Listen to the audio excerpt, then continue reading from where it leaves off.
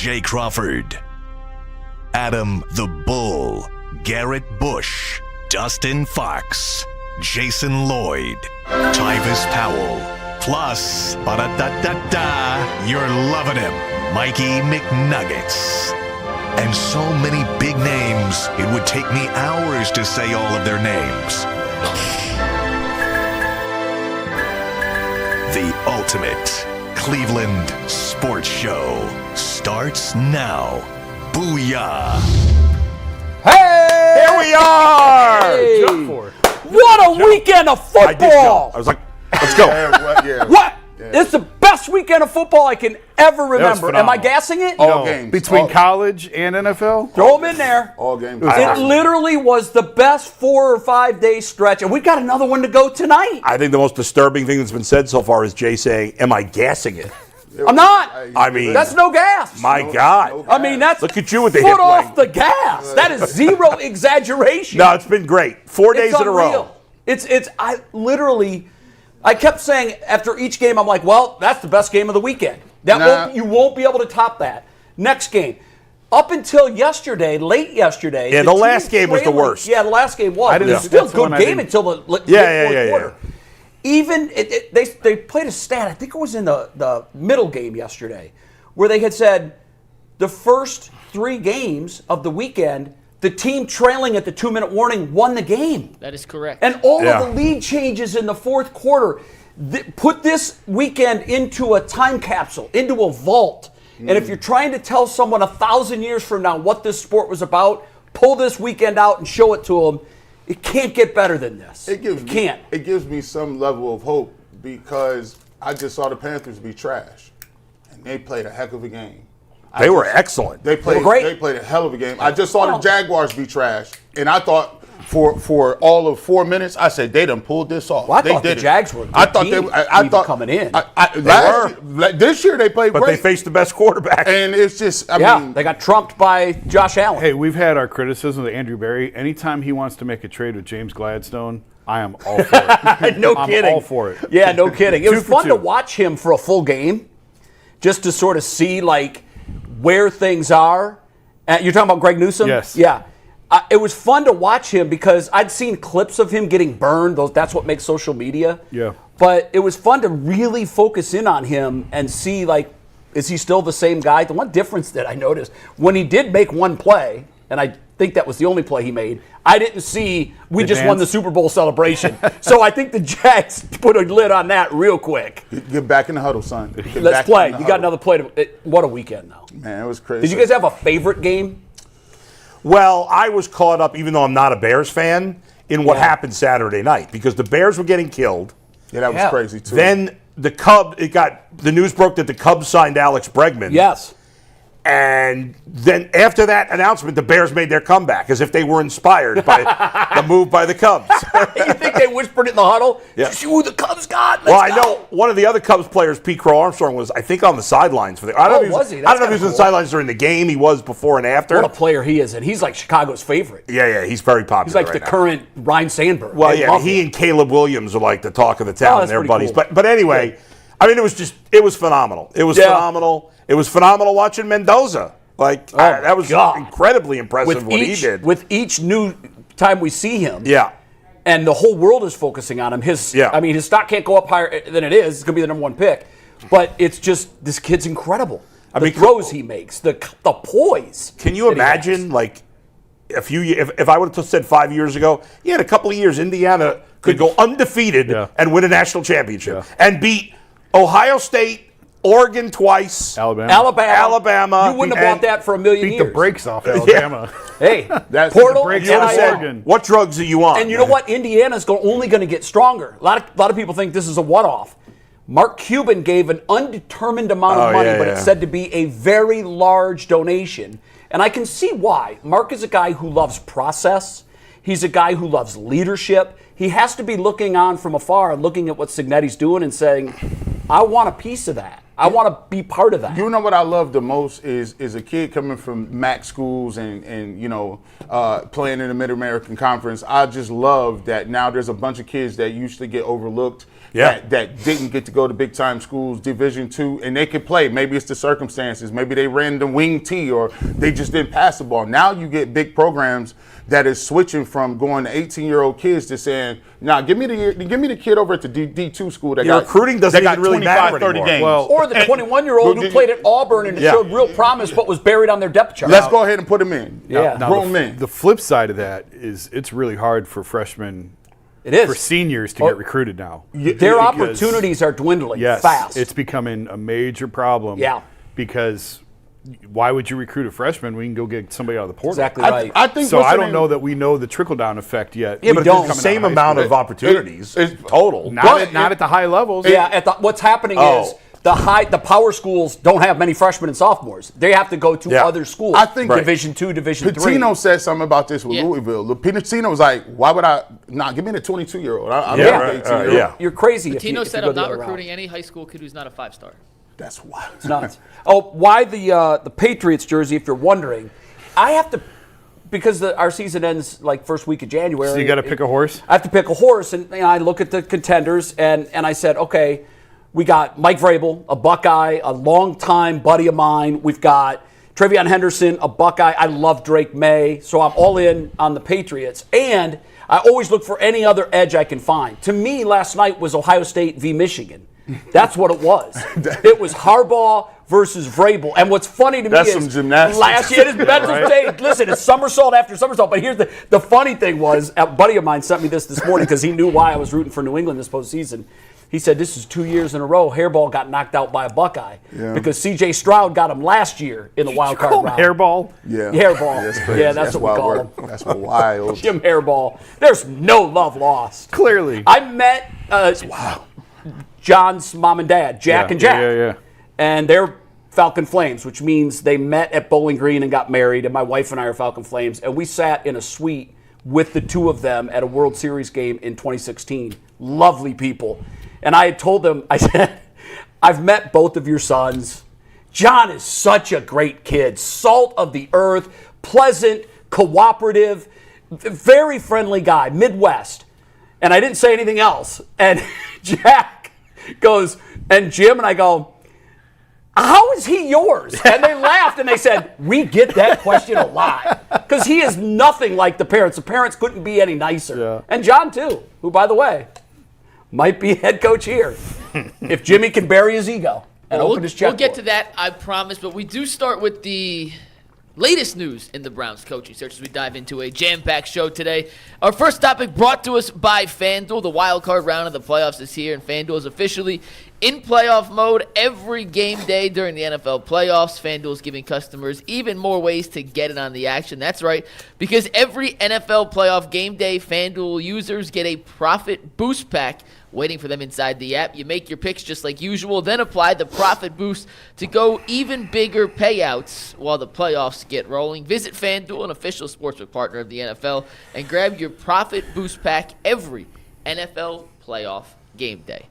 All right, guys, we start with the latest in the search for the new Browns head coach. In case anyone missed it, I will kind of refresh you on what you have missed over the weekend. The Browns have officially requested interviews with Jesse Minter, the defensive coordinator for the Chargers. He has now been eliminated from the playoffs, so we'll see if they can get a confirmed date locked in with Jesse Minter. Nate Shellhassy is the Rams passing game. What do you say? Skill chase. Is that how you pronounce it? Yeah. I was like, how did Mike know how to pronounce it? You said it so confidently as if you knew it. I literally Googled a YouTube pronunciation of his name. Okay. Skill Chase. Careful. I guess the YouTube video was wrong. I've done And that. we only have to know it for sure if he gets the job. If he doesn't, then who cares? He is still in the playoffs. He's the Rams passing game coordinator. He cannot interview until the Rams are eliminated. They've made a request for John Harbaugh. Mary Kay tweeted out and was confirmed by the Browns this weekend that they are hosting former Dolphins head coach Mike McDaniel for an interview for the head coaching vacancy today. That tweet came out yesterday, which is why it says tomorrow. McDaniel is in Cleveland interviewing with the Browns today. We'll talk about Harbaugh in a sec, and then we'll get to Jay Glazer's report on Jim Schwartz in a second. But real quick, Mike McDaniel in the building today interviewing for the Browns head coaching job. We've already kind of talked about Mike McDaniel, so real quick, Bull, thoughts on Mike McDaniel as a potential head coaching candidate for the Browns before we get to the next layer of this discussion? I'm torn. I don't love it, but I am torn. Like I do like the idea of a second opportunity head coach, but I want a second opportunity head coach that didn't just get fired a week ago. Like one of the things, and didn't lose to our team. well, yeah. I mean, I don't know. That's just one game. I don't think that matters. But I mean, Harbaugh lost to our team too. Yeah. Right. So He's also won a Super Bowl. I hear you, but I don't think losing to our team matters. It's just one game. But I think the thing I like about a second-time head coach is they've had a chance to learn from their mistakes. And I don't know that McDaniel has had a chance to learn from his mistakes yet. He just got fired. So I like that the coach has like a year to be reflective about what he did or didn't do right or wrong. So I don't love it. He also doesn't have the kind of leader of men qualities that we're looking for. He seems more of like a soft coach. That's just how I think of it. He's obviously a smart guy and he's creative offensively, but so is Kevin Stefanski. And, I feel like he's in the same mold as Kevin Stefanski. I think you need to go to a different mold, in my opinion. Yeah, I think Mike runs an offense very similar to what Kevin was doing here. So it's hard to pick a head coach until you know who the quarterback is. Like, these are all interlinked. And if you want to build around Shedeur, then I don't know that this is necessarily the route you want to go. I think right now they're open to all options. I told you last week about the coach I was talking to who said, if you want to build around Shedeur, you got to put him in shotgun, quick, easy reads, a lot of RPOs. And that's not – I think Mike was actually the first one. Yeah, it's McNuggets the complete opposite of what Mike McDaniel wants. Yeah, Mike was the first one last week to actually bring it up. Like, guys, this is not a system that you would want to put Shedeur in. And so, like, there's just a lot you got to work through if you're the Browns right now. And you got to decide who you are. Like, who are you? Who do you want to be? And who do you want to build around going forward? And I don't know that necessarily they're married to one or the other right now, but I don't look at that as a fit. I don't think Mike McDaniel and Shedeur are a great fit. So, but we don't know who the starting quarterback's going to be. But that's what I'm saying. Yeah. Is you got to know who you. Isn't it more likely they don't know yet? Yes, I think it's very likely. Yeah. I'm just pointing out the guy on the roster right now, the guy we're talking about, right. I don't think is a great fit for the guy who's on the roster. No, if the Browns internally feel like they're committed to Shedeur, then yeah, he's probably the wrong choice. I wouldn't say I know if that's the right or wrong choice. Like, when I'm looking for a head coach, I'm looking for, and I've always said this about coordinators, I want somebody that can come in and adapt to what your scheme is. I like coordinators who, when you turn the tape on from year to year, week to week, they got something new cooked up. Play calling is not a rigid set of systems that this is what I like to run and let's fit these players into it. It's more of okay, well, let's see what your skill set is. Let's see what our surrounding pieces are. And then I adapt what my principles and some of the things that I like to do and tailor it to what's in the organization and what's there already. I like Mike McDaniel's creativity. I like some of the things that he's done in Miami. For me, I'm kind of in between. It's like, I would prefer him to be more of an offensive coordinator.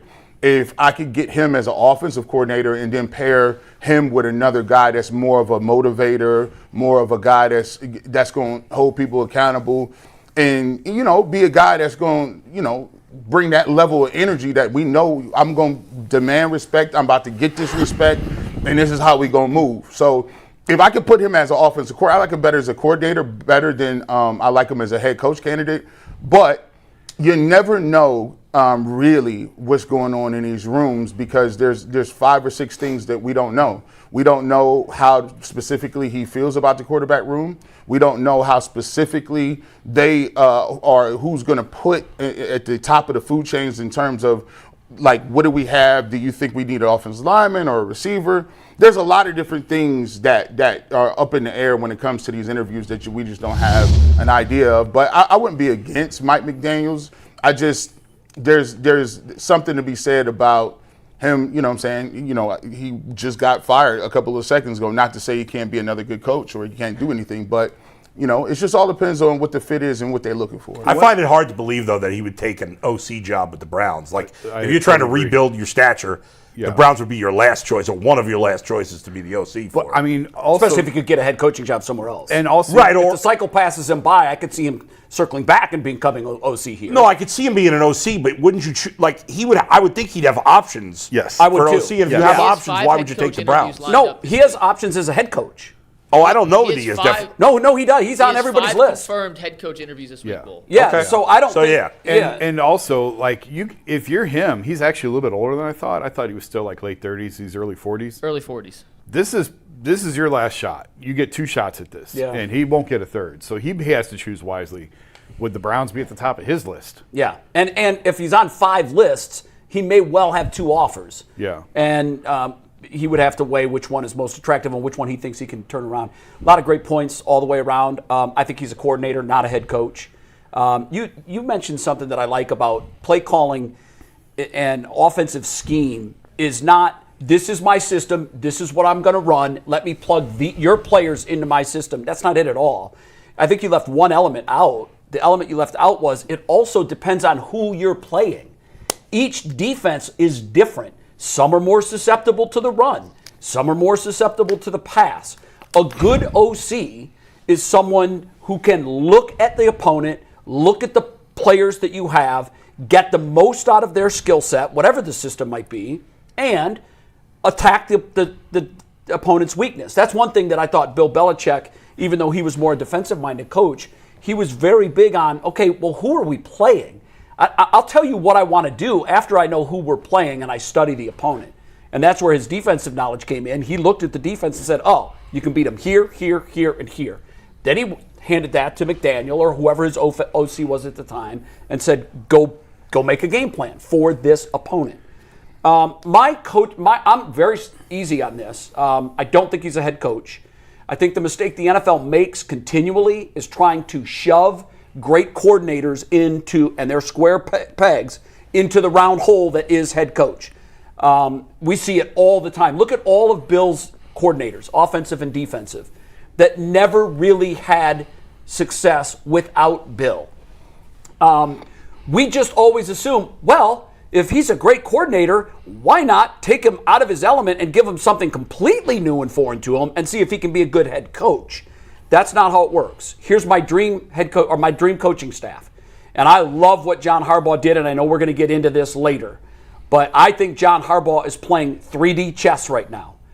I think John Harbaugh is looking at Cleveland and saying, I couldn't win there. Not the way things are built. So what you've done has a track record of failure. What I've done has a track record of success. I'm not going to come to you and adapt to your way. If I come to you, you're going to adapt to my way. And that's going to include $20 million for me and $10 million for my coaching staff, if that report is true. And if that's true, this gives you the potential to have a dream coaching staff. John Harbaugh as your head coach, Jim Schwartz as your defensive coordinator, and a guy like Mike McDaniel as your offensive coordinator. They're going to make damn near head coaching money with that kind of a salary and money pool for all of your assistant coaches. That's my dream scenario.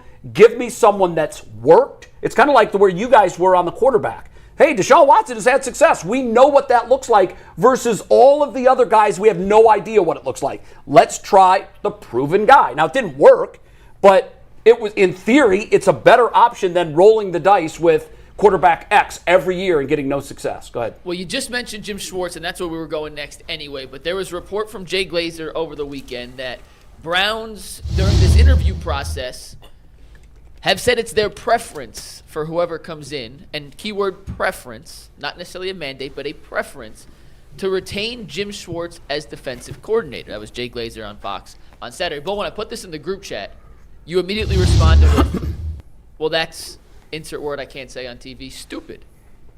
Has your thoughts changed since Saturday when you sent that text? No, this is why the Browns continue to be a terrible organization under Jimmy Haslam. Because no coach with options wants to be pushed in a direction. And Jimmy doesn't get this. And I know the Jimmy defenders, like my man Xavier P., shout out Xavier P., are going to say, well, they're not forcing him, they're just recommending. No good head coach wants to have assistants recommended to him. It's just a general attitude of the owner thinking he knows something. If Jim Schwartz is so valuable that you can't lose him, then make him the head coach. And if he's not the head coach, then he's not that valuable. So if you hire a coach, you have to trust him to pick his assistants. It's that simple. And so even the Browns, you're not hearing this on any other team looking for a new coach. Any of them. Have you guys, Mike, anybody, heard a report from that the team is recommending this coach or recommending? Have you heard that about any other team? Anybody? I haven't followed the other teams closely enough. I haven't followed all the headlines, so I don't know. Mike follows everything. Mike, have you? Have you heard of any other team that's fired their head coach but is basically saying, look, we'd like you to, as the assistant coach, we'd like you to. But retainments happen all the time. I have not seen that be something else in other So teams. why is it only the Browns? Because the Browns do things stupidly under Jimmy Haslam. It's that simple. Or, and generally I agree with everything you just said. However, the Browns may be looking at Jim Schwartz as an example of someone I mentioned just a moment ago. A guy who is a great coordinator, a terrific coordinator with proven track record wherever he's gone. But as a head coach, he failed. He didn't turn, he turned Detroit around. He didn't get them to where they needed to go, and then they regressed. So I think maybe the Browns are looking at him as someone who has your skill set is defensive coordinator. We're going to pay you very well, and we want you to continue doing what you're doing. You're a very important part of us, and if you need to, name him an associate head coach or whatever, and give him the money that you think would keep him in that job. But maybe they've come to the decision that you just don't have what it takes to be a head coach. And to Jason's point earlier about this potentially being Mike McDaniel, like you get two shots at this. If you're lucky. You get Look two at bites how at the long apple. Jim has cycled as a coordinator without getting another shot as a head And coach. I haven't heard any team requesting him for an interview. I haven't either. it's the So Browns. I think Nobody I think that has more to do to eight. By the way, If he was 35, he'd be on everybody's list. Reese and Schwartz, neither has been Neither. No. asked for an interview anywhere else for what it's worth. Yes. Again, Jim Schwartz is a fine coordinator. You want to keep him as a DC, though, don't you? I don't care. I want It wouldn't. I want to hire the best head coach. Yeah, I get And if that too, coach but- doesn't want him, I but want him. We I lost don't an care. offensive line coach a couple of years ago, and right before our eyes, we watched our entire line disintegrate. That's about the And talent more than the coach. It was the same guys. The same guys came back. No. And they were all 6 months older than when they looked like Pro Bowlers. I mean, to diminish the Titans. impact of a coach. How's the Titans' offensive line been? No, Bull, I'm just talking about this is apples and apples because this is the guys he had. Yeah. You know, when Bill was here, Yeah. they were playing at a Pro Bowl level. And he left, and suddenly we looked at it and said, we don't recognize this anymore. What happened? 2 years ago, everybody was hurt. And this year, it's 2 years later. Bull, so what you're saying is coaching doesn't matter at all? I'm not except for saying the it head doesn't coach? matter at all. Obviously, it's a factor. But I don't think veterans like Joe Bitonio and Ethan Pocic and Wyatt Teller are playing worse because of their coach. It affects. Gee, am I wrong? It affects rookies more than you it would. played line. Listen, coaching matters because if you I didn't say it doesn't matter. I'm saying it's not. It doesn't matter as much as you say. well, when you're the run game coordinator chooses how you block schemes up. So they tell you the blueprint, right? There's times where the Cleveland Browns, since Bill Callahan says not be here, they can't pick up twists, they can't pick up stunts, they leave linebackers coming free because they don't know their assignments. Then why do the Titans stink on the offensive line? It's a combination of two things. You can be terrible because you're not very good physically, or you could be terrible because you're not good physically and you still don't know who to block. Two things can be true. Right. Bill Callahan is not the only guy who can coach offensive lines. Of course. No, but he was widely regarded as the guy. But let's be real. Bill Callahan is a top 3 to 5 Absolutely. offensive Yes. line coach think that there's has any question ever about that. touched Yes. down on his game. And last year, they were not coached well at all. Right. It was a complete disaster to where Mike Vrabel was basically the O-line coach from Yeah. about week 3 on. This year, I have no idea with Bloomgren. Bloomgren is a disciple of the Callahan tree in terms of offensive line coaches.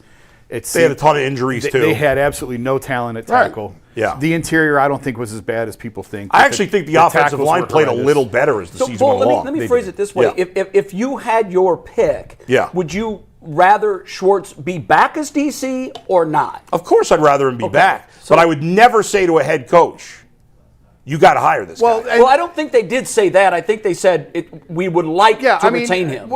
We're getting hung up, I think, on some of the language here and some of the verbiage. I don't think there's anything wrong with the Browns telling a candidate, hey, we really like him. Take a look at him. Yeah. If there's a fit, and that very well could be what fine. they're saying. I don't have a problem That's with why it I think that we're getting too hung up on some of the But do language. you trust Jimmy to give him the benefit of the doubt that he's handling that properly? We won't know. Yeah, actually, I kind of do. If they try and force a coordinator on any coach, I said Friday, if you're forcing a coordinator on a coach, you got the wrong coach. Yes. Because no coach would ever agree to that. That's right. But there's nothing wrong, in my opinion, of having an interview and saying, listen, we've had a lot of success here defensively. We love Jim. He's been a big part of what we've done around here on that side of the ball. Take a look at him. Yeah. And if it's a fit, great. If it's not, okay. You pick you All right. have. I mean, that I wouldn't have a problem with. I tend to think I don't buy that's he's what's doing going it on. I would think so. Sometimes in these reports, language is lost and nuance isn't there. Yes. And you have to understand that we've got the primary statement that Browns management would encourage whoever gets the head coaching job to keep him, or they would like to keep him. But there's so much nuance to that. But that also could factor into who they're talking to. Like, there's no defensive coach is going to want to keep Jim Schwartz as the DC. I think also. No, I can't imagine they would. We have to take into consideration too. if there's a difference between if you're going to go get a Harbaugh or a guy who's already had coaching experience in the league too. and that already has an established connection with people that they trust. Mm-hmm. But if you're bringing in a first-time coordinator type who hasn't called plays, who does not have an extensive track record and a Rolodex of guys he can depend on in the league, it's an advantage for a guy like that to say, well, at least all I got to do is worry about this. Right. I'm trying to learn how to throw challenge flags, time management. I got to, you need to do a lot of different things as a first-time head coach. And it's actually an asset to have somebody that you can lean on who is a former head coach that the defense believes in, that you at least on that side of the ball, that guy is competent. He will get the guys to play hard, and I can concentrate on some other things that I could do better and acclimate myself to being a first-time head coach. So I think there's a difference between how you couch this conversation with a veteran coach who you're looking at and an upstart that you don't have much of a track record. I think it's going to be interesting, even though nobody else appears to be interested in Schwartz as a head coach, if he doesn't get the job, if he'll want to leave. He would have options as a DC. Yes, absolutely. 100%. Any team would. He might go with Kevin, wherever Kevin goes. Kevin might pull him with him. Yep, he may. It's entirely possible. He'll have a job somewhere. Jim Schwartz is going to have a Now, job the one somewhere. thing is Jimmy would probably pay him as much as anybody to be the DC. So I would think so. if he does- but he paid just his may players want to more than go. anybody. If he didn't want to be there, don't make a guy stay. Don't want to be there, especially after a coaching change. Absolutely. I think I look at it from a standpoint of Jim Schwartz to me is the ultimate fall guy. Not the fall guy that's taking the fall, but he's the fall back guy. If I'm going to swing for the fences and get Harbaugh, and maybe he do an interview or don't do an interview, if I bring Mike McDaniel in, he said I'm cool on that. You know what I'm saying? He has other options. At least they're thinking of it like this is at least my ace in the hole. If push come to shove and I don't get my top names, I like Jim Schwartz better than all of the new guys. And at least I have a floor. At least I got a point where, okay, I got a guy who checks a lot of boxes. He's already been in the building, so he's dealt with Jimmy. He's dealt with Andrew Berry. There's familiarity. He already has the defense, and their defense has played well. Myles Garrett has had his best career. The rookies that you got had great seasons under him. And you know for a fact that he's already acclimated to a lot of this stuff. So all you do, if you can't get the top names, at least you have a guy with this type of resume who has a better resume than some upstarts. And you know there's not a market for him. And you know that he's not going to leave at midnight. Well, do you want a guy that's been to be the head coach that's been in this building? I think what G is saying is if all else fails, yeah, I guess he's there. I mean, we talked about that on Friday, where sometimes you just need a whole reset. You need a clean reset. If you're going to change the culture, then change the culture. I know that we're going to talk about this next, and I'll say this, and then you can break, and then we can go to Harbaugh. But the reason to me he is the absolute candidate is because he has laid down the ground rules. I'll come, but I'm not doing things the way you've done them because it's proven failure. I'm going to come, and I'm going to do it my way. I'm going to pay my guys. I'm going to have a good staff, and I don't want any meddling. And this might be I always say there's no safety net for the Browns. There's no parachute because Jimmy's the owner. And as long as he's the owner, I believe he's going to meddle.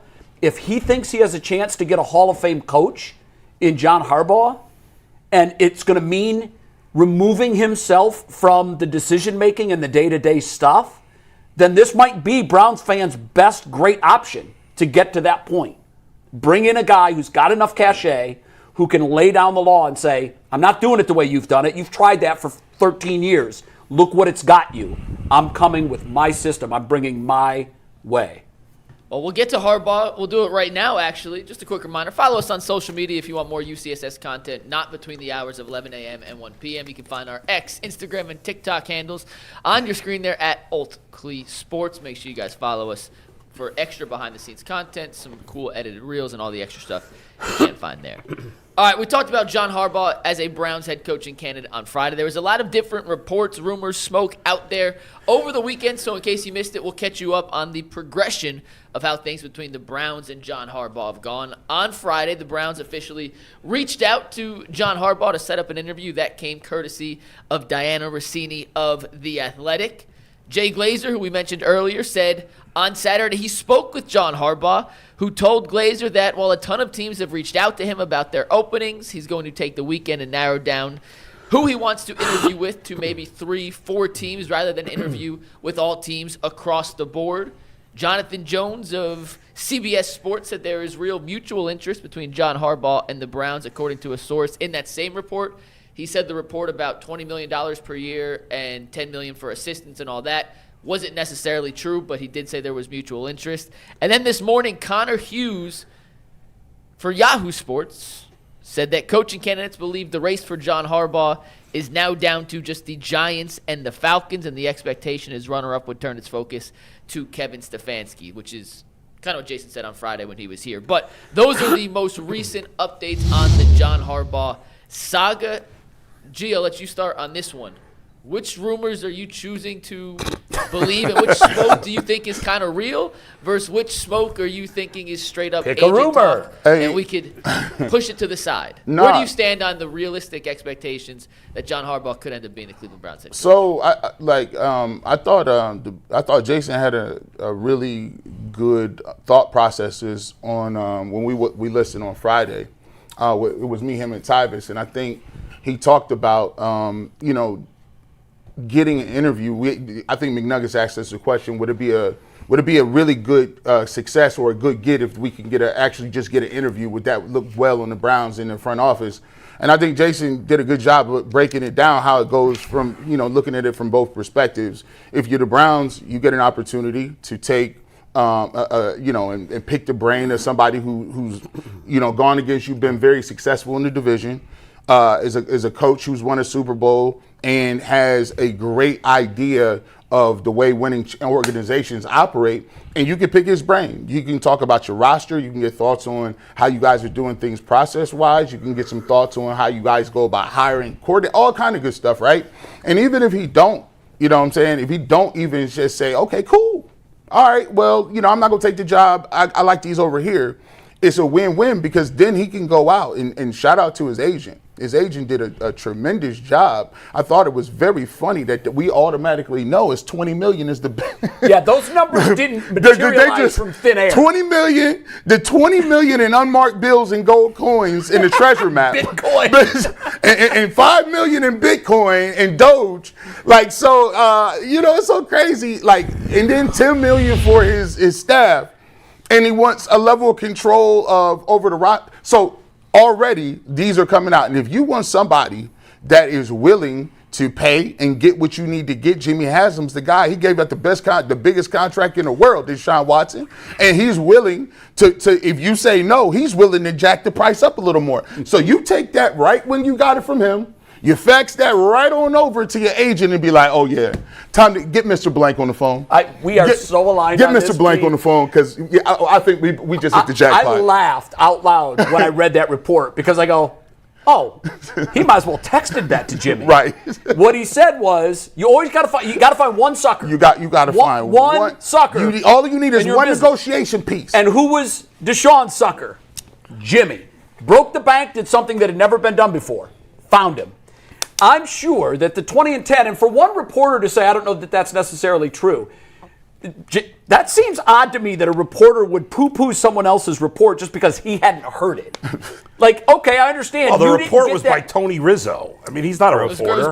It was Grossi. It was Grossi. Rizzo probably threw Grossi. But to me, and I'm not even necessarily saying that's true. I'm not saying I believe that. But what made me laugh about it was exactly where G was going. That was simply a flyer. You know, if you're sitting there and you're like, hey, man, explain your dream job. And you're like, well, you know, I have it right now. UCSS is my dream job. And they're, no, your dream job. And then you'd be like, oh, my dream job would be like Hugh Hefner. Yeah. I want to have millions and beautiful women around me all day. But you don't really go there. No. Well, I think John looked at the situation and said, the sucker in the league has an opening. So I'm going to throw something against the wall. It's not going to stick. Remember with Deshaun, he had told Cleveland no. Yeah. And what did Jimmy do? Oh, well, let me throw some more zeros on this and guarantee it, and they caught their fish. So I think that was I don't think those numbers just materialized. I don't think someone sat around a reporter and said 20-10. They heard those numbers from somewhere, and I believe they were his agent. And I don't think Jimmy is not smart enough to understand that that Harbaugh is probably out of his league, and this is an opportunity to get intel because you didn't believe Deepa Dasher was telling you a lot of stuff. You moved on from Kevin, so there's a void in the conversation. So this is the best time to go get some information from outside the building. Absolutely. And if it costs you a little bit of PR, where we'll raise the price up for the next dude signing him. And here's the thing: if Jimmy looks at John and says, "Oh, I think he's worth that," add up the number of millions that he's paid, the number of coaches that never coached games for. Like if you added up the sum of money he paid to coaches to not coach the Browns, it's probably more than $20 million. Yeah. So if this is Jimmy's mindset, John may have just said, "Hey, man, let's throw something against the wall. This dude might bite." And the reason I think there were all those caveats to it, because someone probably said to him, what would it take for you to go to Cleveland? We got a sucker that has an opening. What would it take? Well, number one, I'd have to have control. Number two, I don't want any meddling from the owner. Pay me $20 million a year, and I want to bring high-quality assistants, so I want $10 million for my coaching budget. Like, these are pie-in-the-sky things, but if Jimmy meets him and sits down across from him and is impressed enough by him, Jimmy's the owner that would write those checks. The question is, will he check his ego? He would essentially have to fire Andrew Berry. And he'd probably have to take himself out of a lot of decision-making when it comes to draft and roster. Is he willing to do that? I don't know, but it's funny that rumor came out. What I think is going to happen is he'll end up as the head coach of the Giants or the Falcons. I don't think he's coming to the Browns, but it added a nice little wrinkle for us. By the way, I would not give John Harbaugh control of personnel. It's a decision, yeah. I wouldn't do that anyway. But come on, guys. There was never any realistic way that John Harbaugh was coming to the Browns. So when you're a bad organization, it's hard to overcome that, right? Like, Very. The only way that good coaches will choose you is if you have a quarterback, sure thing. And they don't. And otherwise, it's too much to overcome. I saw my old buddy Joe Lull. Remember Joe Lull? Shout out to Joe Lull, man. I don't know what he's doing these days, but Joe used to work part-time on the Fan, and he created this 10-page spreadsheet to try to argue that the Browns are the best job out there. Oh, I saw that. What? Yeah. Or maybe the second best job. He went through all these categories. The ombudsman is back. Where you at, Joe? Dude, you talk about me doing mental gymnastics? It was well done by Joe, God. but he cherry picked some good things that are great. The Browns were the best job. Maybe the second best, but we know that they're not. No, he had him as the best, and he had the Cardinals as the second best. Yeah, right. No, well. So some of his categories are ridiculous, but here's the thing. Do you want the categories real quick? Yes. Go ahead. And I'm going to cut you off, but just so everyone knows what you're talking about. Yeah. He had stability, quarterback situation, nucleus, 26 draft capital, division difficulty, 2026 strength of schedule, recent success, and talent acquisition. Those are the He gave the Browns categories. a high grade for talent Was acquisition. current roster there? current roster was not. Well, he gave the Browns a high grade for talent acquisition because Denzel Ward and Myles Garrett have been to a ton of Pro Bowls. It was totally. Why would any coach think about strength of schedule for next year? I mean, is any coach thinking about that in the decision? You know what you're thinking about? Who's my quarterback? Yes. Yeah, exactly. That's number one. Here's the thing: you could do whatever mental gymnastics you want. You're not getting there. The Browns are looked down by the rest of the NFL at the bottom. Just like right now, the Browns and the Jets are looked probably. Is anybody else right there at the bottom? No, Tennessee and Arizona probably aren't far, but I think for long-term ineptness, it's the Browns and the Jets. And the Raiders, but the Raiders have number one Raiders, pick this year. And the Raiders, right? Yeah, like these teams, like the Browns have nothing to hold you. They have Jimmy has them thought of as one. Like some fans like Jimmy because he spends money. People in the NFL don't think Jimmy's a good owner. Nobody does. On the contrary, some fans may do, but a terrible owner. Yes, they have no short thing at quarterback right now. There's nothing sexy about the Browns that's going to encourage. So they offer him a ton. And by the way, if the Browns have to go so above and beyond to potentially get him, which I don't even buy, like that's what they did with Watson. It didn't work out. If the guy doesn't want to be here, but you're going to make him such a Godfather offer, like is that what you want to do? There is some connection. Harbaugh allegedly, can't prove this. I know he's an Ohio guy. Allegedly grew up as a Browns fan. I grew up as a Bengals fan. Jay, I don't want to live in Cincinnati. No, but when you talk to people, that does factor in. It does. Like if you talk to Kevin, like pick your job, he might well say Philly. I grew up an Eagles fan. Like it does carry a little weight. Well, maybe that'll be open today. It might be open today. And by the way, after watching them last night, I thought the same thing. I'm like, hold on, Kevin, don't commit. You know, there's a lot of it you don't. So that's what the interview is for. If I get that the Browns, I wouldn't call the Browns a top 3 job. Shout out to Joe Lowe, but I don't think it's a top 3 job availability. But I also don't think it's as crazy and as bad as the bottom of all barrels. Like you got to look at the human aspect to it, man. Like that's like it's me. Like take for instance, ESPN calls up, right? They say, "Yo, G. Bush, you see Pat McAfee? We want you to come up here and do what you do, the best that you do." And I'm like, nah, I don't know about that. You had a tough negotiation with Skip Bayless. Bro, how much money are you going to give me? I don't need to know who the account executive is. I don't need to. You called me to do what I do best. Give me the opportunity. I want the opportunity to prove what I can do. And if you want to get in the interview process is to see where your mind is at, where your heart is at. I want somebody that wants to be a Cleveland Browns head coach. I don't want somebody that want to cherry pick who the quarterback or I need the best optimal situation. There's no way he wants to be the Browns head coach. The reason that exists is you're not going to come here to fail. You're only coming here. And by the way, if John Harbaugh were to come here and make us a perennial playoff team and get us to a Super Bowl, guess what? He'll never pay for a meal again in his life in the city of Cleveland. But that's the They'll thing. build a statue for him. He wouldn't need to, though, because Jimmy's paying him $30 million a year. That's the thing I'm talking about with Harbaugh. He'll buy all the restaurants. I said that Harbaugh is not. I don't think he's coming here because the timelines don't match.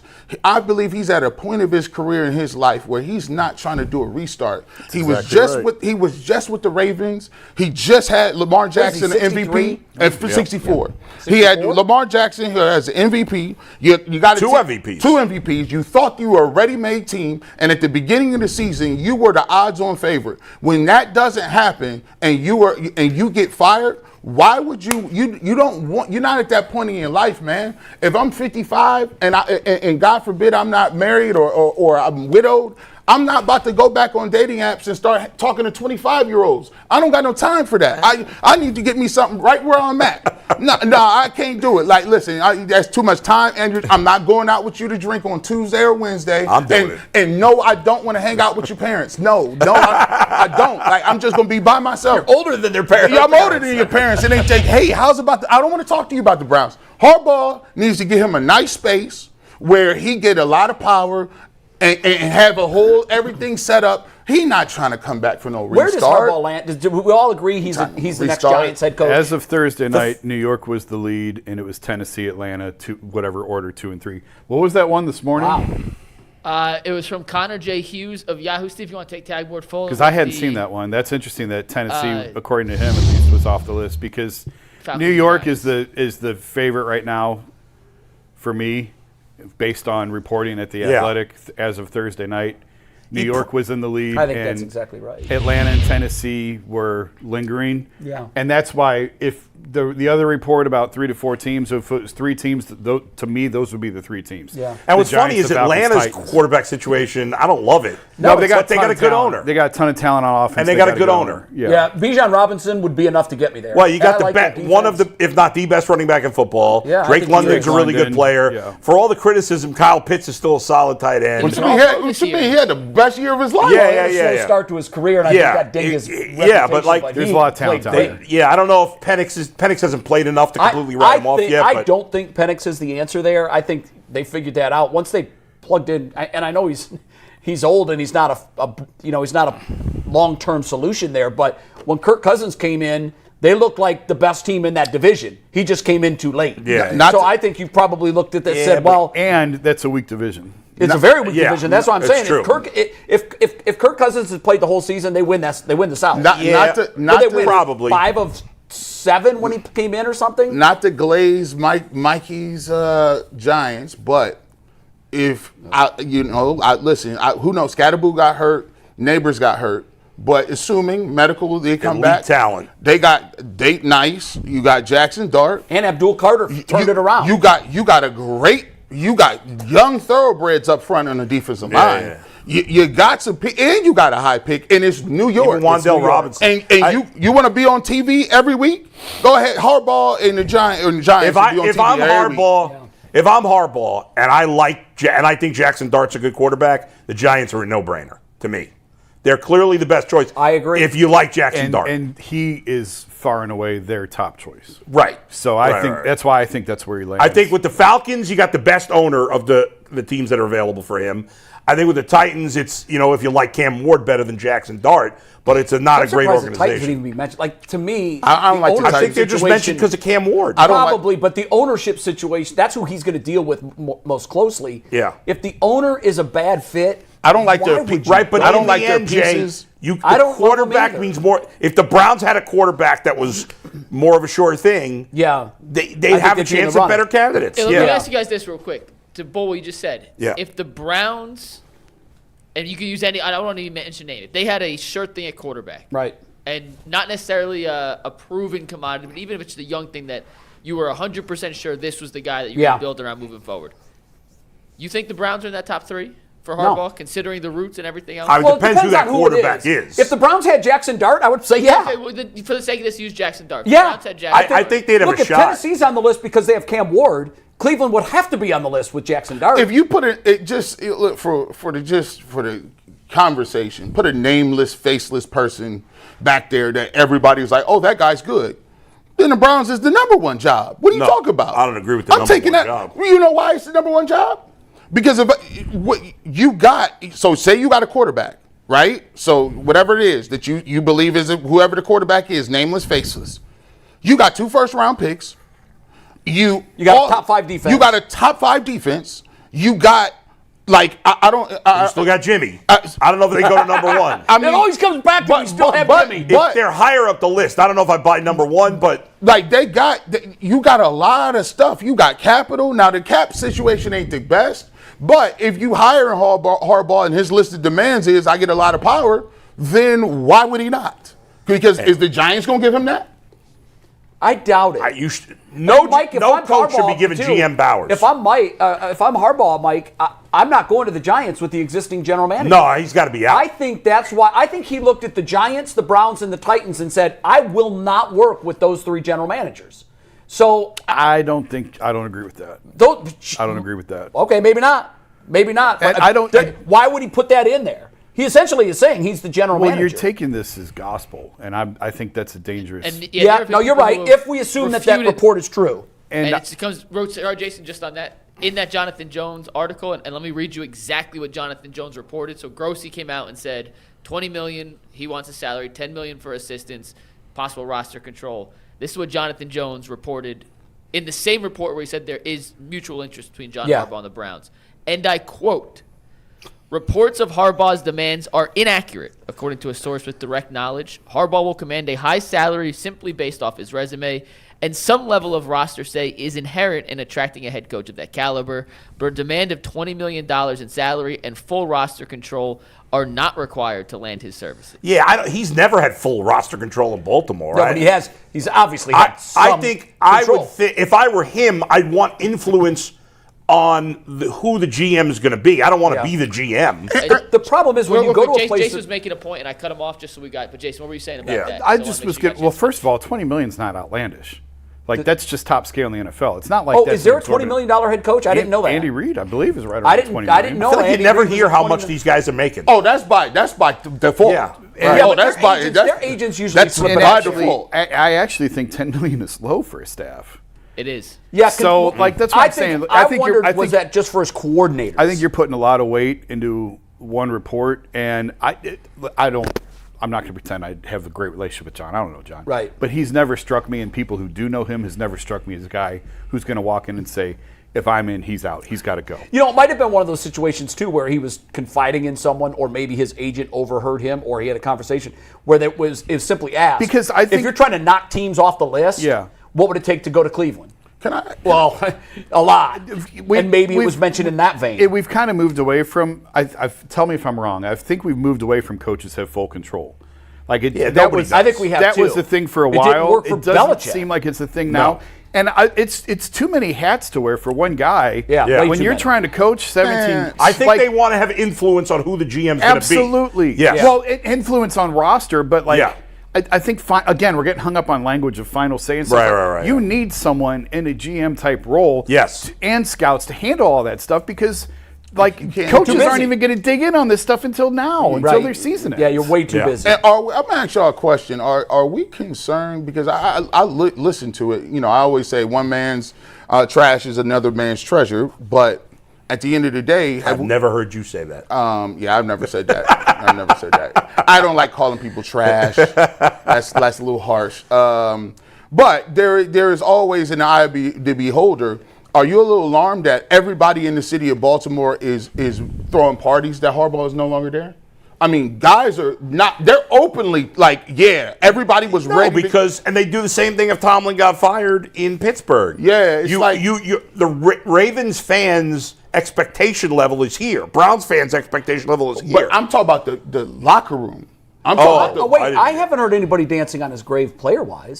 listen, Isaiah, like there's been guys that have been whispers that people in the locker room were excited. I when they don't let want him go. whispers. I want player quotes that are real. I mean, I'm sure Has when Bill anybody- has Belichick any- left, there were Patriot players that were happy. I know, he but was here's gone. the thing. Like, and I'm not deep in the weeds on this Yeah. because it's the Ravens, but I have not. Usually, those things make headlines. Yeah. I have not seen that any of the 53 came out and said we're glad Harbaugh's gone. But there was a major rift between him and Lamar Jackson. That's known. Yes. Yeah, like, no. so- But I haven't heard. And maybe I'm missing it.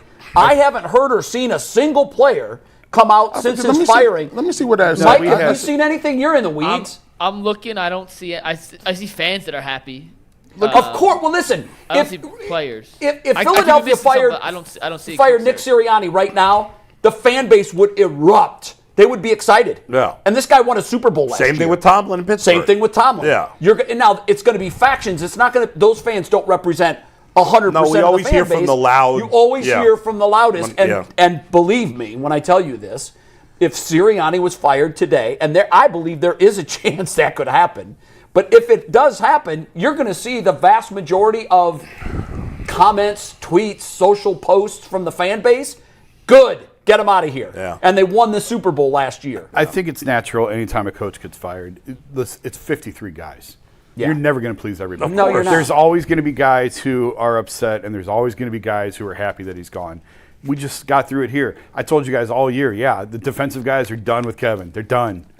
And the offensive guys still had his back. Did you see the video? I'm sure you did, where Kevin said in the post-game win speech to the locker room, do I lie to you guys? And they caught Miles Myles saw it. Garrett on camera rolling his eyes and looking specifically at someone as if to say, "Oh no, he never lies." I never know anymore if these things are real. Well, I don't either, but you know what? Usually when I see a video, it reeks of AI or it doesn't. Yeah. I didn't think for a second that was AI. Let me throw this. I think he just got caught on camera showing his true colors. Now, this was in Yahoo, and there was a dispute because it says NFL Network's Ian Rappaport reported it was simply Harbaugh lost the locker room. Now, Rappaport said that, but then Schefter came back and said it was absolutely BS. All right. So dueling. Well, again, insiders. because as Jason said, there are going to be players in that locker room, and I do believe there was a rift between Lamar Jackson and John Harbaugh. I do think that was real.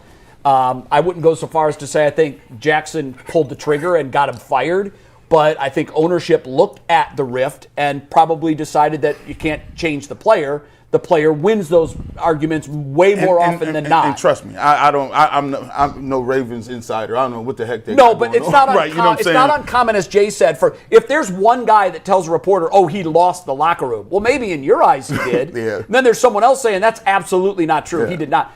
The locker room can be split. We've seen it happen in Cleveland a lot. It's not a monolith. No, it's it a is lot not. of different All right, Mike. opinions. All right, we got Brian Hoyer in the queue, so we're going to bring in our resident quarterback after a quick word from FanDuel. Guys, the wild card round is still here. We got another game tonight, Texans versus Steelers, and FanDuel is officially in playoff mode from now until the Super Bowl. Every game day during the playoffs, FanDuel is giving customers even more ways to get in on the action because right now, every NFL playoff game day, FanDuel users get a profit boost pack waiting for them inside the app. Just make your picks like normal, then apply your profit boost to get an even bigger payout while the playoffs are rolling. Just visit FanDuel, an official sportsbook partner of the NFL, and grab your profit boost pack every single NFL playoff game day. And with that, we are thrilled to welcome Brian Hoyer back to the show. Big win in New England last night. Brian, how you doing today, man? I'm great. How are you? Hey, how What's about up, that Brian? game last night? Yeah, incredible. I appreciate that Travion Henderson jersey right there, Jay. He's been a huge part of this team, and the 1-2 punch between him and Ramondre, I mean, it's been incredible, and I think he's only going to continue to contribute more and more because I think he'll get involved in the pass game as well. So, and I love that rivalry jersey as well. It is sweet. Yeah, Brian, I saw them wear this a couple of weeks ago, and I'm like, I got to have that. Hey, Brian, Yeah. it's very interesting that after Vrabel, kind of had him in the doghouse a little bit, it actually seems that his blitz pickup is getting better. Like, funny Yeah, how that on the works. touchdown. Funny how that works. I said, you make guys that's a accountable. nice cut block right there, Travion. Yeah. It's Yeah. the small things. Yeah, no, he's a. I mean, when they drafted him, I was so excited just from seeing him at Ohio State and knowing how Josh McDaniels was going to use him. And look, it's a jump to the NFL. I don't care what position you are, and it's not just the running of the football; it's all encompassing. And Josh asked those backs to do more than any coordinator that I know as far as blitz pickup. You got separate rules, and it takes a while, but he's there now, and he's a big contributor to what they've done this year. Brian, of the other 4 games, all the other 4 games were great. They were contested to the very end. What stood out for the rest of the postseason so far for you? I mean, to me, it's just playoff football. It's all coming down, and the margin of error just shrinks, right? I think that's the biggest thing you see, and having been in those games, and you realize, in the regular season, there's always another week, right? There's another week to get things right. When it gets to this point of the year, those little mistakes, like I'm watching that 49ers-Eagles game, and the 49ers can't get lined up. Now, they lose Kittle, so I'm sure the game plan's having to evolve, and the receivers don't know who they are, who's on the ball, who's not, and they have to burn a timeout. And luckily, the Eagles fell short because that would have really been the difference in the game when you look at just how sloppy it was. And to me, it's like those mistakes in the postseason just get so magnified, and every game is going to come down pretty much to the fourth quarter, the second half for sure, if not the fourth quarter. So even I was at that Patriots game last night, and when they scored to go up, 17-3 or whatever it was, a touchdown pass to Hunter Henry, you're like, all right, it's good, but then it's the playoffs. You just don't know. Everything's so tight, and they had to hold on, and their defense played phenomenal job. And I don't know if you guys saw it, but Milton Williams basically headbutted Vrabel right in the lip. That's great. Yeah, it was incredible. That's the most Mike and, Vrabel thing ever, by the way. Oh yeah, no doubt about it. I mean, Vrabel wants to be in the mix as much as he can. So, but his players love him. I think, I know I've been sitting here listening to you guys talk about like head coaching search and stuff. And Vrabel, I think, obviously it helps to have Drake May, it helps to have Josh McDaniels, but I think he's found a balance of the being that modern day coach and how to, be hard on his guys, but also love them up. And you can see the way that these guys respond. They love him. They absolutely love him. And that has earned him the right to be tough on him, because I think they all realize not only is it being productive, but he wants the best for him and he understands it. And the thing that I love that he sees, he just keeps talking about, it's all about you guys. It's all about the players. I want you to enjoy this. I think that perspective of being a successful player has allowed him to have that type of mentality now his second go around as a head coach. Yeah, he's got 3 rings as a player. He knows that he knows it is about the players. And I think he's the perfect blend of what you mentioned. We've been talking all morning about the Browns search and reports that may or may not be true that Harbaugh might have interest, and if he does, maybe he's going to want $20 million and $10 million for his assistants, and a lot of stuff that we don't know what's true and what isn't. What is your overall view of the Browns' head coaching search, where they've gone so far? Where should this trail end? Yeah, well, I mean, according to at least NFL Network, what I'm reading, like, it doesn't seem like they're hiring guys that are going to be what we talked about last time I was with you, like this alpha dog, and I don't know who's out there. I mentioned Brian Flores, saw a lot of kickback on that. But to me, like, okay, Mike McDaniel, Tommy Rees, Jim Schwartz, Shieldhouse, Munkin, like, there's not one of these guys that to me is going to come in and like be the man. Like, what about thinking outside the box and going and thinking about Signetti, like at Indiana, but I don't know if the ownership wants someone like that who's going to be in charge and say, look. So that's why to me, like the John Harbaugh thing, like, are the Haslams and Andrew Berry going to be like, come on, John, and you run the program and we're going to stay out of it? I just don't think that that's the type of ownership that they are. Yeah, they've proven they can't do that. You mentioned McDaniel. You were with him here. Just what are your thoughts on him, your time with him, and then him as the head coaching candidate here? Yeah, I think, Mike's a great coach. He knows the X's and O's, just as good as anybody, especially in that West Coast system. I find it odd because I was just seeing in Michael Silver, I think, tweeted it out, like in his book, he was the one who helped Kyle put together the PowerPoint to get him out of Cleveland. And so I find that very odd that, now they're like, all right, come back in, Mike. And I love Mike. I think he's very great when it comes to X's and O's. I just don't know, for that environment, I would rather have a Jim Schwartz, a guy who understands the culture there, who's been a head coach, who led your defense to be one of the top defenses in the league, who knows the guys. Like, if you're going to go with someone who's been there, I would even look at a Jeff Hafley. Hafley was there when I was there. He's been a tremendous coach. He's had that Packers defense playing really well. Obviously, they took a huge blow when they lost when they had Micah Parsons go down, but I think he is a primed guy to be a head coaching candidate. I look at him, a guy like him. I find it very odd that Mike McDaniel was the one who helped Kyle get out of Cleveland, and now they're bringing him in to interview for the head coaching job. Hey Brian, we were talking earlier about like G and Jay were saying you want coaches to be adaptable to the talent around you. Ideally, of course, that's true, but it feels like we're in an era where guys get labeled off of whatever tree they come from, and that's the system that they run. So if you are a Shanahan guy, you run West, or Kubiak guy, McVay guy, like you have the trees, and then that's who you're getting. So do guys really still build systems around talent, or is it the coach comes with the system already in place? The coach has to come with the system. I don't think that they can create a new system when they get there, and guys can plug into that system in different ways, and the best coaches can adapt that system to certain players. And so, look, I thought what Kyle Shanahan did last night was a masterclass. I mean, they're already down, and I don't know if you guys saw this, like this electromagnetic pulse. They got like this substation out there with all these injuries. Yes. I'm starting to believe that with all the injuries that they're having. It's crazy.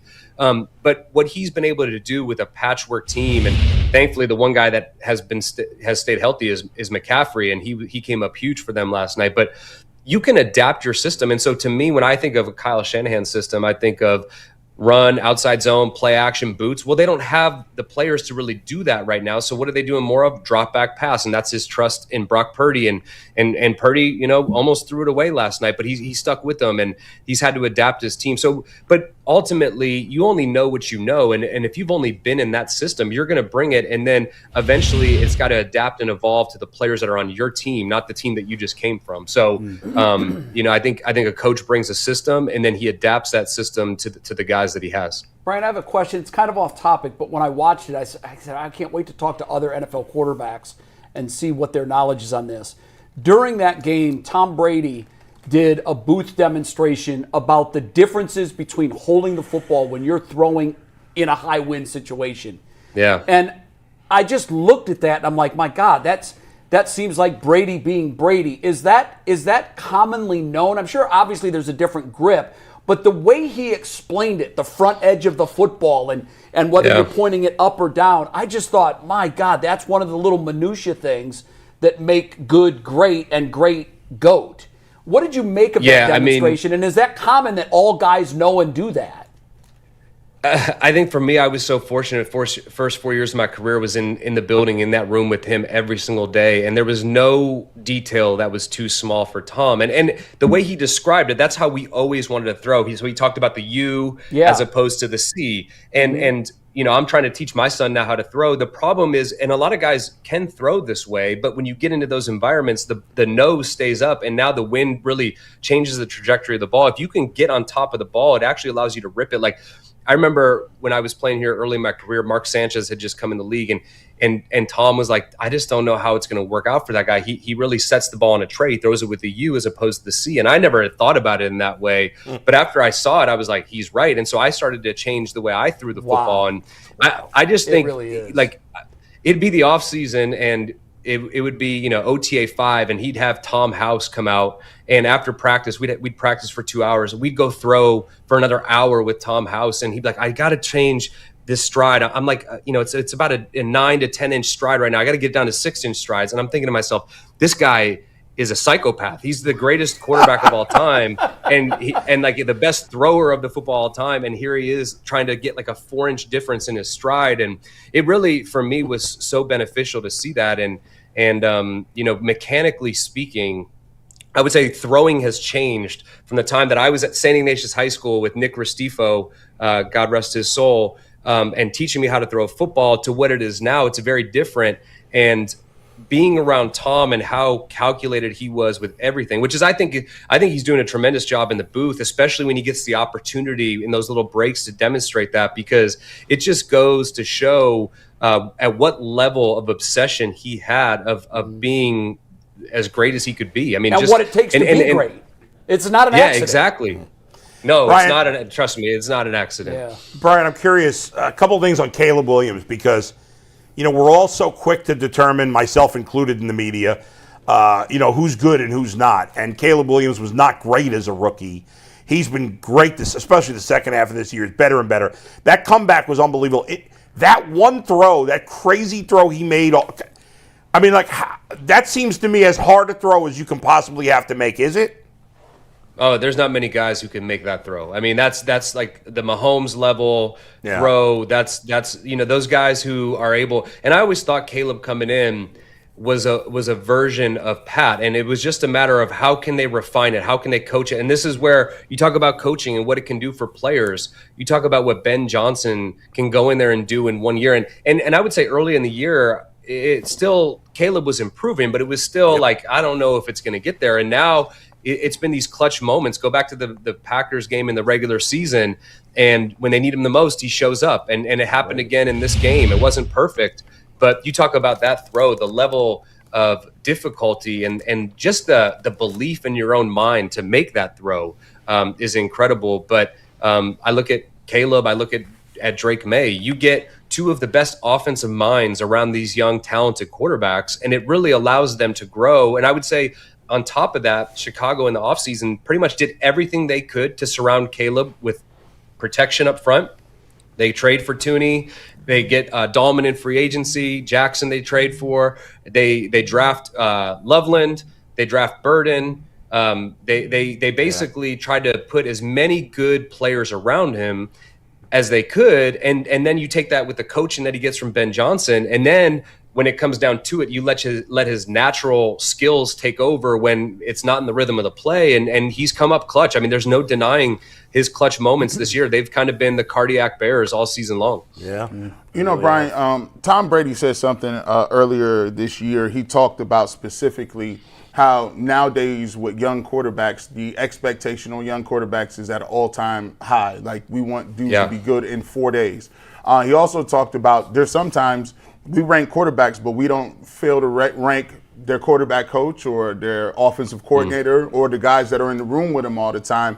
And so when you look at these teams this weekend, you look at the teams who had great quarterbacks and great coaches, they all seem to win these football games. I guess a segue into that is, you know, if you got young quarterbacks and you know, there's Shedeur Sanders on the roster, there's still Deshaun Watson still on the roster, Dylan Gabriel on the roster, still young guys.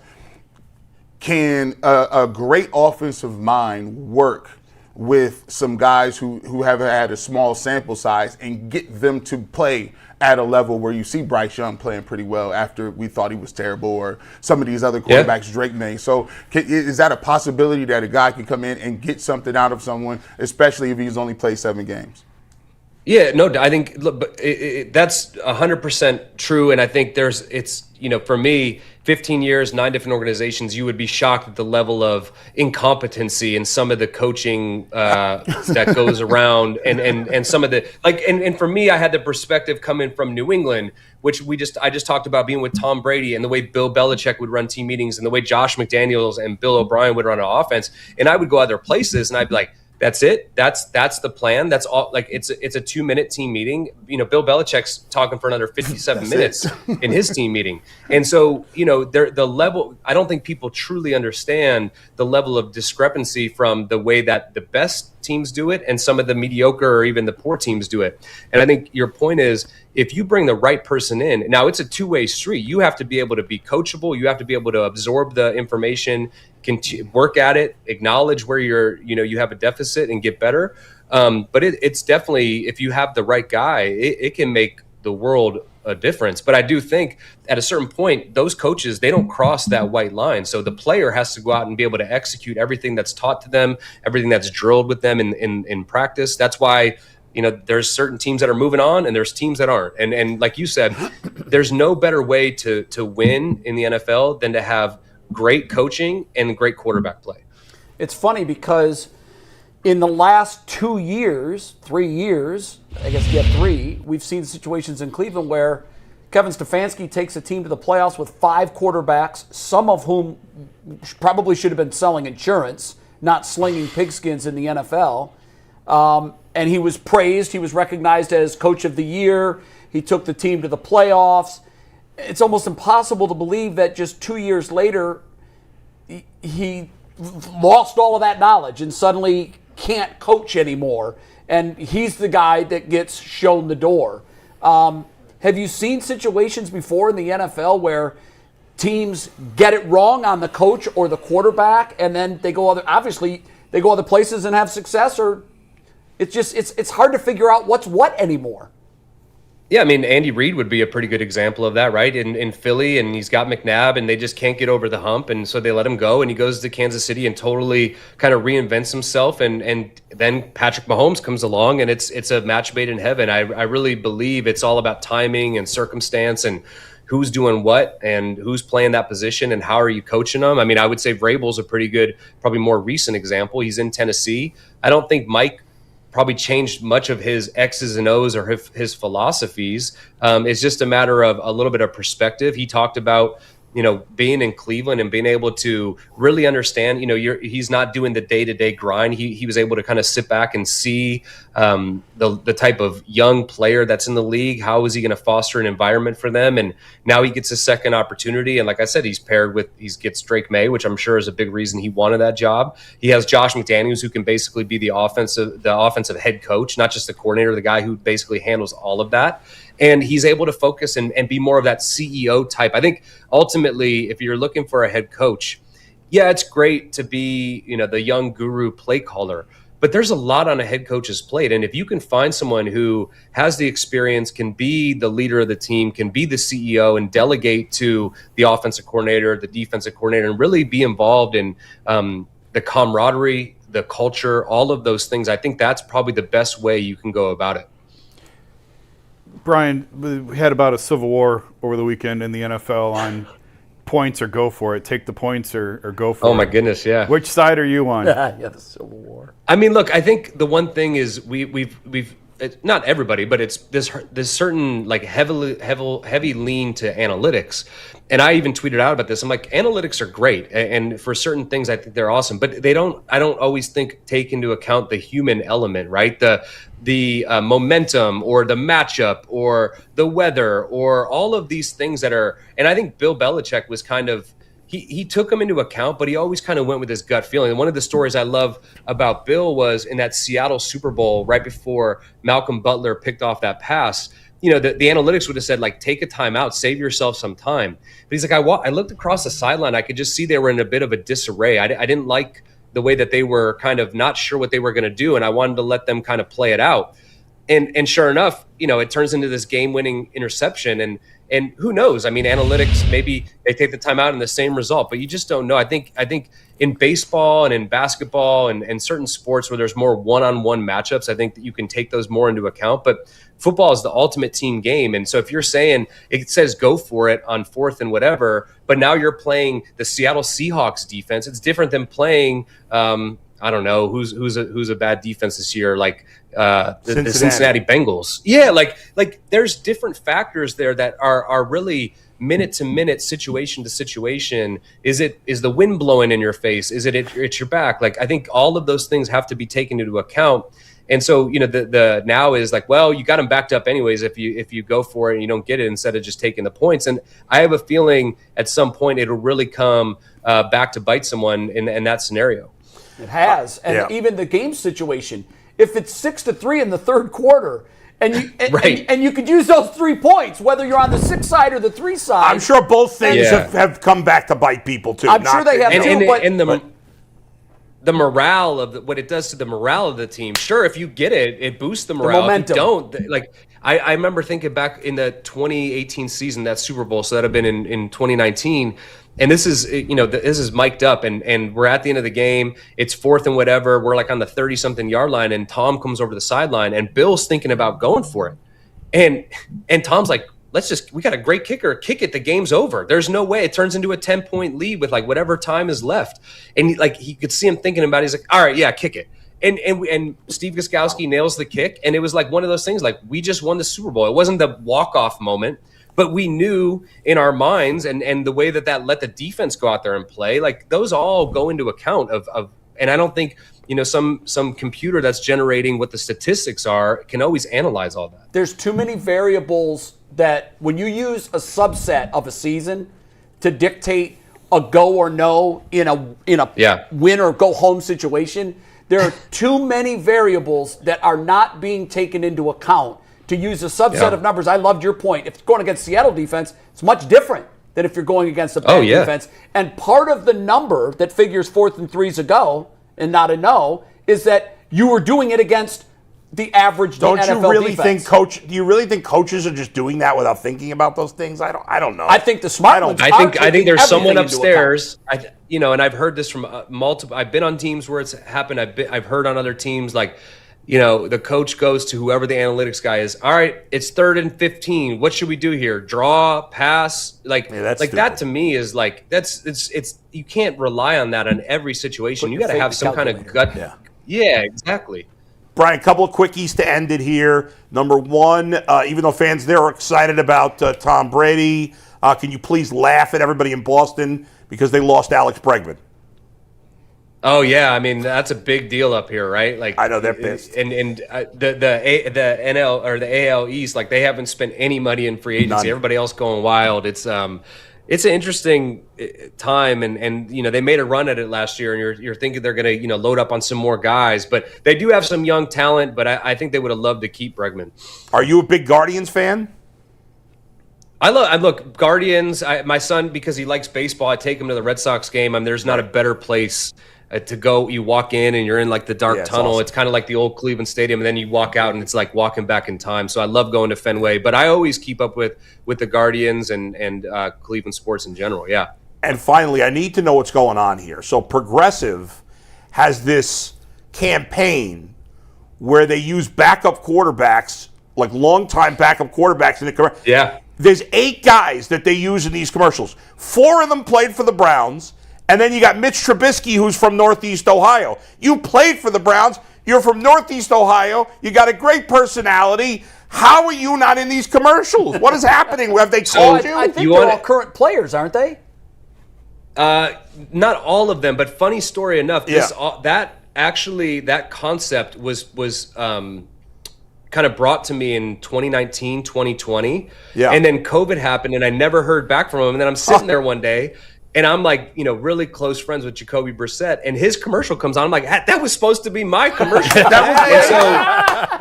Keenum. I'm gonna keep. Isn't Case Keenum retired? No, he's still playing. Yeah, he's still playing. Yeah. Bridgewater's still playing. I think they're all current. It's Tommy DeVito, Terry Bridgewater, Tyler Huntley, Trubisky, Dobbs, Brissett, Keenum, and Colt McCoy. No, he's retired. No, there's another one in there Colts. too. Is Snoop McCown is in there maybe? Huntley, I mentioned Huntley. him. Yeah. Oh, I didn't hear you Yeah. say Huntley. They're all playing. No, Colt McCoy's retired. Was We'll Colt work in one on of it. those?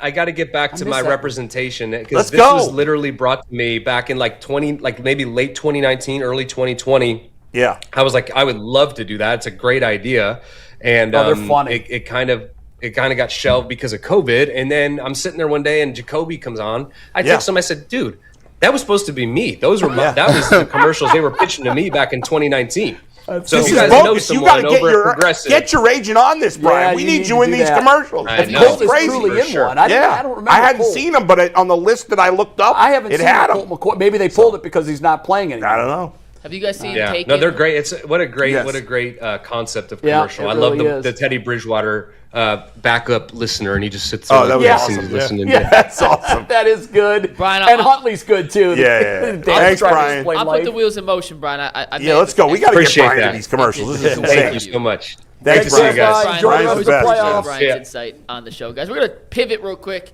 We'll get back to football at the end of the show, but we're going to talk some Cavs. Before we do that, our guy Darren hit again. Hit another FanDuel ticket, guys. Darren Jeez. Smith is on a hot streak How right much does now. he lose? I don't know the losses, but this is about 5 shows in a row with a significant win. He had a 10-part same-game parlay on Saturday night. He must be betting some crazy alternate lines, Mike, and the right? Spurs, yes. Trust me, that wasn't yeah, his he had only a bet. 10-part Yeah. parlay, and he's only 10-1 odds. But goes Darren, down. bet 15, won 155 and 74 cents. If you guys have winning tickets, make sure you send it in to us as well so we can share them right here on the Ultimate Cleveland Sports Show. Shout out to That's Darren. a lot who of sends barbecue winners with that. for the- By the way, Darren, the little known fact about him, he's a day trader. Oh, Really? I could see that. I mean, if you do it, Yeah. you're doing If you're this. gambling, that's what day trading is. He's gambling on Yeah, Wall Street. He literally, I pulled up one day and I said, man, he came over and when he was in town, he stopped over a little bit. He said, you mind if I use your Wi-Fi? I said, no problem, bro. Damn. Whipped out his laptop and sat down. I was like, I give you some coffee, bro. All right. At least you didn't whip out anything else. Yeah, pause. Super. Bull.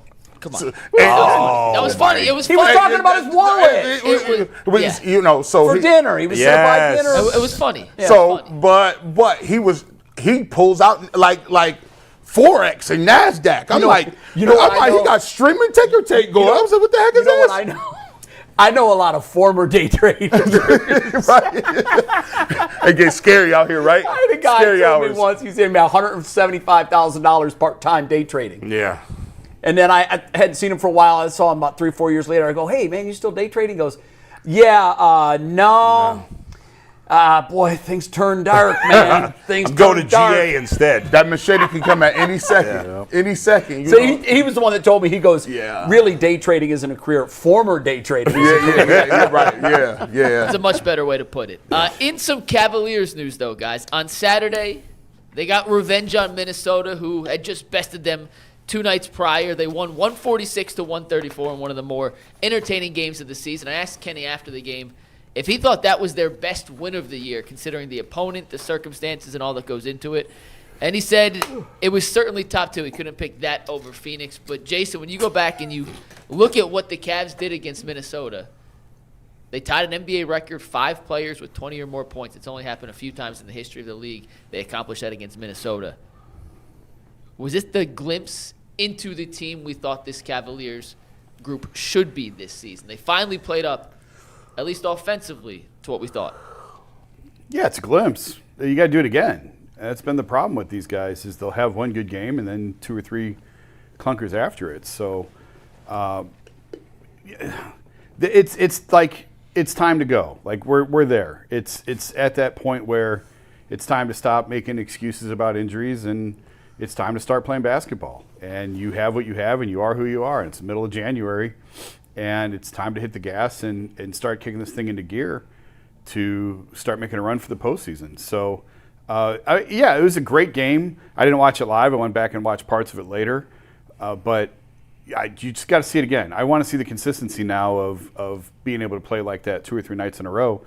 But Darius, we talked about it last week on Friday, that he has got to give them offensively what he's capable of in order to make this system flow, in order to make the offense go. And, he's got to shoot better than 27% from 3, I can tell you that. And so we'll see. We'll see where they go from here. I'm not going to make too big of a deal over one game because we've done that before, and then they fell on their face again. Yeah, I agree with that. It's time to get to it. Like I want to see, and I think one of their biggest, the unquestioned leader of the team is Donovan Mitchell, and sometimes, you got to go back and look at the communication style that people had. I go back to look. One thing about Michael Jordan and Kobe Bryant is even LeBron to a certain extent, they didn't have a problem ticking people off. They didn't have a problem of making you second guess some things. They didn't have a problem of challenging you when they needed you to be challenged. Making you uncomfortable. Very uncomfortable. Kevin Love was uncomfortable. Horace Grant was uncomfortable. Steve Kerr was uncomfortable. What Kobe did to Andrew Bynum and he got Pau Gasol and he finally was like, okay, I got me one of them dudes. I could push him and I got somebody that I could roll with. And then when he got Pau, they ran some championships off. But Rajon Rondo and his championship team was that. He rubbed a lot of people wrong. But Donovan is to me, he's the only. I like Jalen Tyson a lot, by the way. If he keeps shooting like this, Jalen Tyson, nice. I mean, he's super nice. But the guy that they got on the team is the only dog that they got is Donovan Mitchell. So he's going to have to put that pressure on Darius Garland and start it now. He got to apply the pressure to Jared Allen. Like, I like what Jared was doing. You tell Jared, you better be dunking everything moving. I don't want to see layups and finger rolls. Everything he has kind moving. of been more aggressive. I have noticed that. I've noticed that. His fingers are not still 100% broken. He can catch a basketball again. Yeah. It helps when you're a center. And you that's a good point. It's a fair point. Makes a difference. We need all. Evan Mobley, he still has to. The maturity of Evan Mobley is not whether or not he's hitting shots. It's about the level of aggressive and him locking in. The fourth quarter, he'd be lollygagging around. This fourth quarter, I thought I liked what he was doing because Evan Mobley had a really nice he had the JV dream shake a little bit. He was moving, he was dunking the ball, and this was a guy that's going against Rudy Gobert, and he seems to shrink a little bit when it comes to physicality when he's playing guys of his stature. And then with Darius Garland, he I said it last week, he's not Kyrie, but he's going to have the Kyrie mentality. And the Kyrie mentality was cultivated through Kobe and their relationship. And LeBron was like, listen, if we're going to beat the Warriors, you got to be a stone cold assassin. And when Darius Garland can get into the lane, you start to see he hit the teardrop. I thought his runner looked as good as I've seen in a while. He was able to knock some of those down. And when his runner is going, now he can dish and do some things to get other people involved. So I liked what he was doing. But Donovan is going to have to push the mentality. He's going to have to really go at these dudes and say, it's time to ratchet this up and get us to a point where we are playing a consistent way. And this is the level we need to play, especially when it comes to the postseason. And to Jason's point, it can't just be one-offs. No. We know what this team is capable of. This is really kind of the first time this year where I've thought, okay, that looks like the Cavs offense from last year when it was all-time great. If I'm not mistaken, Mike, I think the Timberwolves are like the best team since Thanksgiving. They were like 15-5. They've been really good. Yeah, no, it's a very, very good win over I think that part of it is impressive, but here's something that I'll leave you with. If the Cavs finish the season on a 40-game winning streak, they'll finish with the exact same record that they had last year. Hey, That's all right. how far behind they are. All right. You know, I got to say, Mike, I am stunned by this conversation right now. Nobody has been more negative about the Cavs than me. Is that fair to say? That is very fair. I can't believe the negativity from this It's panel. not negative. No, we're taking a wait-and-see approach. Listen, Are comparing you all in now? Of course not. But Okay, that's neither are we. comparing it to last year's, who cares? The win-loss record last year was meaningless. No, I know it was, but what we're saying is that. but you guys are talking about lack of Thank you, consistency. Bull. They've actually showed some consistency here. They've won 5 of their last 7 games, and 4 of those 5 wins are against the best teams in the NBA. They've beaten the Spurs, the Nuggets, the T-Wolves, Suns. and who's the other one? The Suns. And the Suns, who are playing great basketball. So, yeah, I mean, again, I've killed them all year. And I could just come on here, as I've done quite often, and say, it doesn't matter, we'll see you at the end of the year. But you guys all pointed to specifics about this season. Honestly, before the 7-game stretch, nothing matters. Right now, they're playing good to me, basketball. nothing matters till April. Okay, then, but why are we talking about consistency? Because we do a show every day and we have to talk about them. No, but I'm shocked that Jason said they need to be more consistent. This is the most consistent they've played. But- They've won 5 of 7 against 4 really good teams. They just played this team the night before, and they had some of the same things they had. But you're not going to win every game. No, You're but playing, they gave up a 40-point third quarter. Yeah. I hear you, Jason. that's But what, would you not say that over these last 7 games they've played overall very good basketball? It starts to feel like they're turning a corner, but I've thought before that they were starting to turn a corner. Right, but they haven't had another stretch this year where they've won 5 of 7, with 4 of those 5 wins being against top 10 I'd have to look teams at in the the league. schedule, but probably not. Good. Right, I mean, They're that's an finally- impressive they're finally stretch of waking up. games. Good. Hey, Good. Can I add something to what both How are you? How stunned are you, Mike, right now by what I just I said? literally just hop on the. What did I just send in our producer group chat? Bull actually has common sense. This is amazing. Thank you.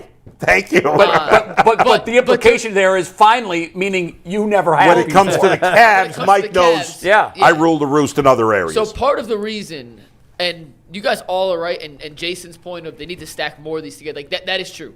Bull's point of them playing better and beating 4 of the top 6 teams in the West right now in their last 7 games, very true.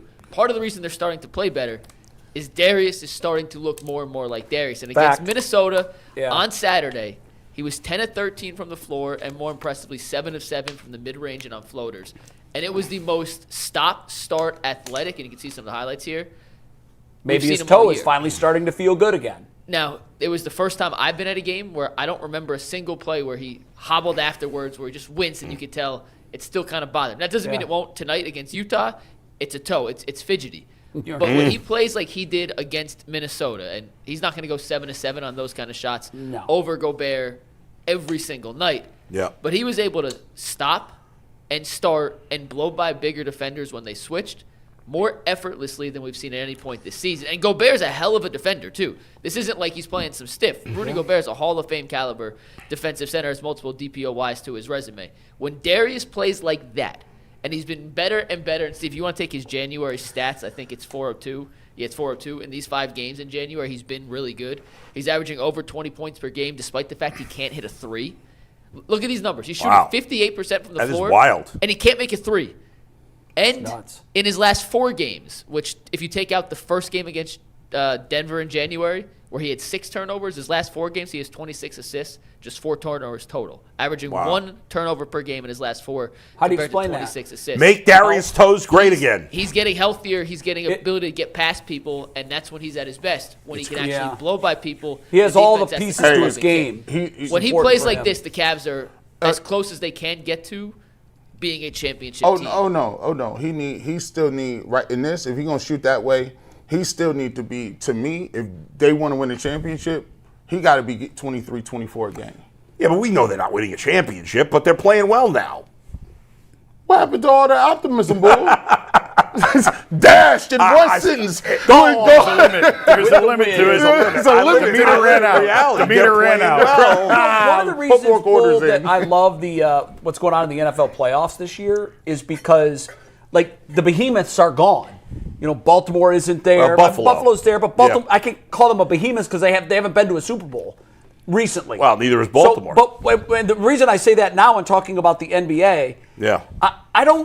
I think I know that the Thunder are the team. I get that. But they've proven to be they've had some weaknesses. They've got some vulnerabilities. Like I like when a league is wide open like this. So I don't know that I don't know that I could definitively say there's no way the Cavs are winning a championship. I think there's a exaggerating chance. a little. It's a small chance, but I think they could. I mean, I and that's still what makes don't- it exciting. I don't buy that the Thunder. I know the Thunder have struggled with the Spurs, but They have, and that's I kind of just my don't. problem. I just can't see how any team in Like the East is going to it win. would be funny. Like some teams have kryptonite. If and I'm not saying it will happen, but if the Thunder can't get past the Spurs in the West Finals, if that's the matchup, Yeah. and the Cavs somehow get out of the East, which again, remember they were the favorite to get out of the East. Like I like a Cavs Spurs matchup. I would like that. I mean, you don't have Would you pick the Mike? Would you pick the Cavs against any team in the West to win? Playing as they are now, not what we saw the first 3 months any of of the the season. main, 2 the months. top teams. No. Like as of right now, you'd have to take OKC. Yes. Assuming Jokic comes back healthy, which he should. Well, I- Denver I wouldn't like get to the Denver. finals if he wasn't healthy. I'm just saying the top teams. Yeah. Not- San Antonio, not- they actually match up pretty well with San Antonio. That's what I'm but- saying. If San Antonio is the Thunder's kryptonite, and they somehow get out of the West, and I don't believe- I wouldn't hate the Cavs' chances against the Spurs. And you know what the worst matchup is? The Rockets is the worst matchup of all time. Hey, you know what's funny Yeah, real quick with the Rockets? yeah, I think and, so, and that too. is a bad matchup. Percentage chance the Cavs get to the finals. Get to the finals? Yeah. I still think it's higher than most people are giving credit for because the East is such a 32%. jumble. Yeah, I think like 33, 35%. Yeah, there's probably 3 teams, and if you split it in thirds, Yeah. and you know what? I'd You know roll the what's- dice real with quick that. on the Mike, what's Rockets, real interesting is how incredibly wrong you are about that 33%. But You think it's higher? no, stop. Well, what's current odds right now from Vegas? And then, and look on FanDuel. And they're like And then- seventh. They're seventh currently, or and then sixth tell me in the about and standings. then tell me about the Rockets. But Well, I they're- said but- the Rockets are 7th in the West right now, and the Cavs are 7th in the East. Yeah, so there you go. Well, that's not a fair comparison. But No, the the West Rockets is have a better. way better record, The West is better. don't they? Yeah, they have a better the- record. Oh, and Yeah, I mean, six, they're way 20. better. They both have 22 wins. Cavs have 3 more losses. Yeah. But All I'm right, just not saying, a way better like, record, but way better conference. It is a better conference. Yeah, I'm just saying that a team that we thought was a surefire top 2, top 3 seed in the West has lost 3 in a row and 6 of the last 10. So you just don't know. That's And that's the what I like team about goes ups and sports. downs. If I know who's going to win, it's why am I watching? Well, when do we know who's going to win? I mean, Well, you there know. have been years where when the season started, I thought rubber stamp it. No one's beating the Thunder. Now I still think they're the win. If I had to lay down money, they're gonna still win my the champ- pick. Thunder going to win the championship. I agree Let's with not be that. crazy. I said from the beginning, I'm like, if anybody it's- thinks the Thunder, they're crazy. But there is a path for someone to beat the Thunder, and there is still a NFL path for the Cavs. To your original point, the NFL is more wide open right now than we've ever seen. I can't remember a time, but when it's been this open. Yeah, it's crazy. And that's aside from all the close games, that's what makes it so great. Like, Yeah. Jacksonville might be looked at as roadkill and an afterthought, but this is a team that if the Bills end up winning it, look how close Jacksonville is. Well, let's talk about the playoffs. Yeah. That's where we're going next anyway. We're going to react to the chaos we saw. If you want more Browns content, Earl did an Ultimate 216 yesterday morning about the report that the Browns are trying to encourage potential head coach candidates to keep Jim Schwartz on as DC. He broke that down. You can find that on our YouTube channel. All right, guys. Wild card round recap. Jay, you can start any game you want. We had 3 incredible ones, and then the nightcap last night was okay. It wasn't. Yeah, terrible. I think I'd said Just okay. earlier it was really difficult to pick a favorite game because What they a were crazy round. They What were a all crazy so I actually good. thought the Panthers Rams was the best. The Panthers game was amazing. You had said and I don't know if you want to still go there. What's the one thing you saw this weekend and made you say, okay, the difference between the Yeah, Browns we're and gonna the playoff save that teams? specific one for tomorrow. We'll Okay, have I'm not the going to full be thing, here, so- but I did a lot of homework. Oh on yeah, it. well then you tell us that, and the rest. And of then the they guys can save they for can tomorrow. talk to their favorite game because I think I addressed the games at the beginning. Here's the number one difference between the Browns and this is no surprise. This is not rocket science. The 10 teams that we saw play this weekend are led by Josh Allen, Matthew Stafford, Brock Purdy, Jalen Hurts, Drake May, Justin Herbert, Caleb Williams, Jordan Love, Trevor Lawrence, Bryce Young. Those are the 10 that have played so far. That doesn't mention Aaron Rodgers and C.J. Stroud, who play tonight. It also doesn't mention Bo Nix and Sam Darnold, who will play next week after having the bye. It also doesn't mention Lamar Jackson, Joe Burrow, Patrick Mahomes, Jared Goff, Dak Prescott, and Jaden Daniels, all of whom missed the playoffs. I named 20 quarterbacks. What's the difference between the Browns and these 20 teams? I can't put our quarterback anywhere near this class. And we have often said that if you want to be a contender in the NFL, you better have a franchise quarterback. At one point in all of these young players' careers, they have been looked at as, and most of them are looked at right now, as franchise quarterbacks. The names that I mentioned that are not in the playoffs, Lamar Jackson, Joe Burrow, Patrick Mahomes, all MVP-type players. Jared Goff, Dak Prescott, Jaden Daniels. These are guys that missed the playoffs, and they've got their franchise quarterback. So when you look at it that way, the one similarity I see between the Browns and all the playoff teams is our defense. But Bull knows this. We all talk about it. Defense isn't going to get you there on defense alone. You're going to have a top-flight quarterback.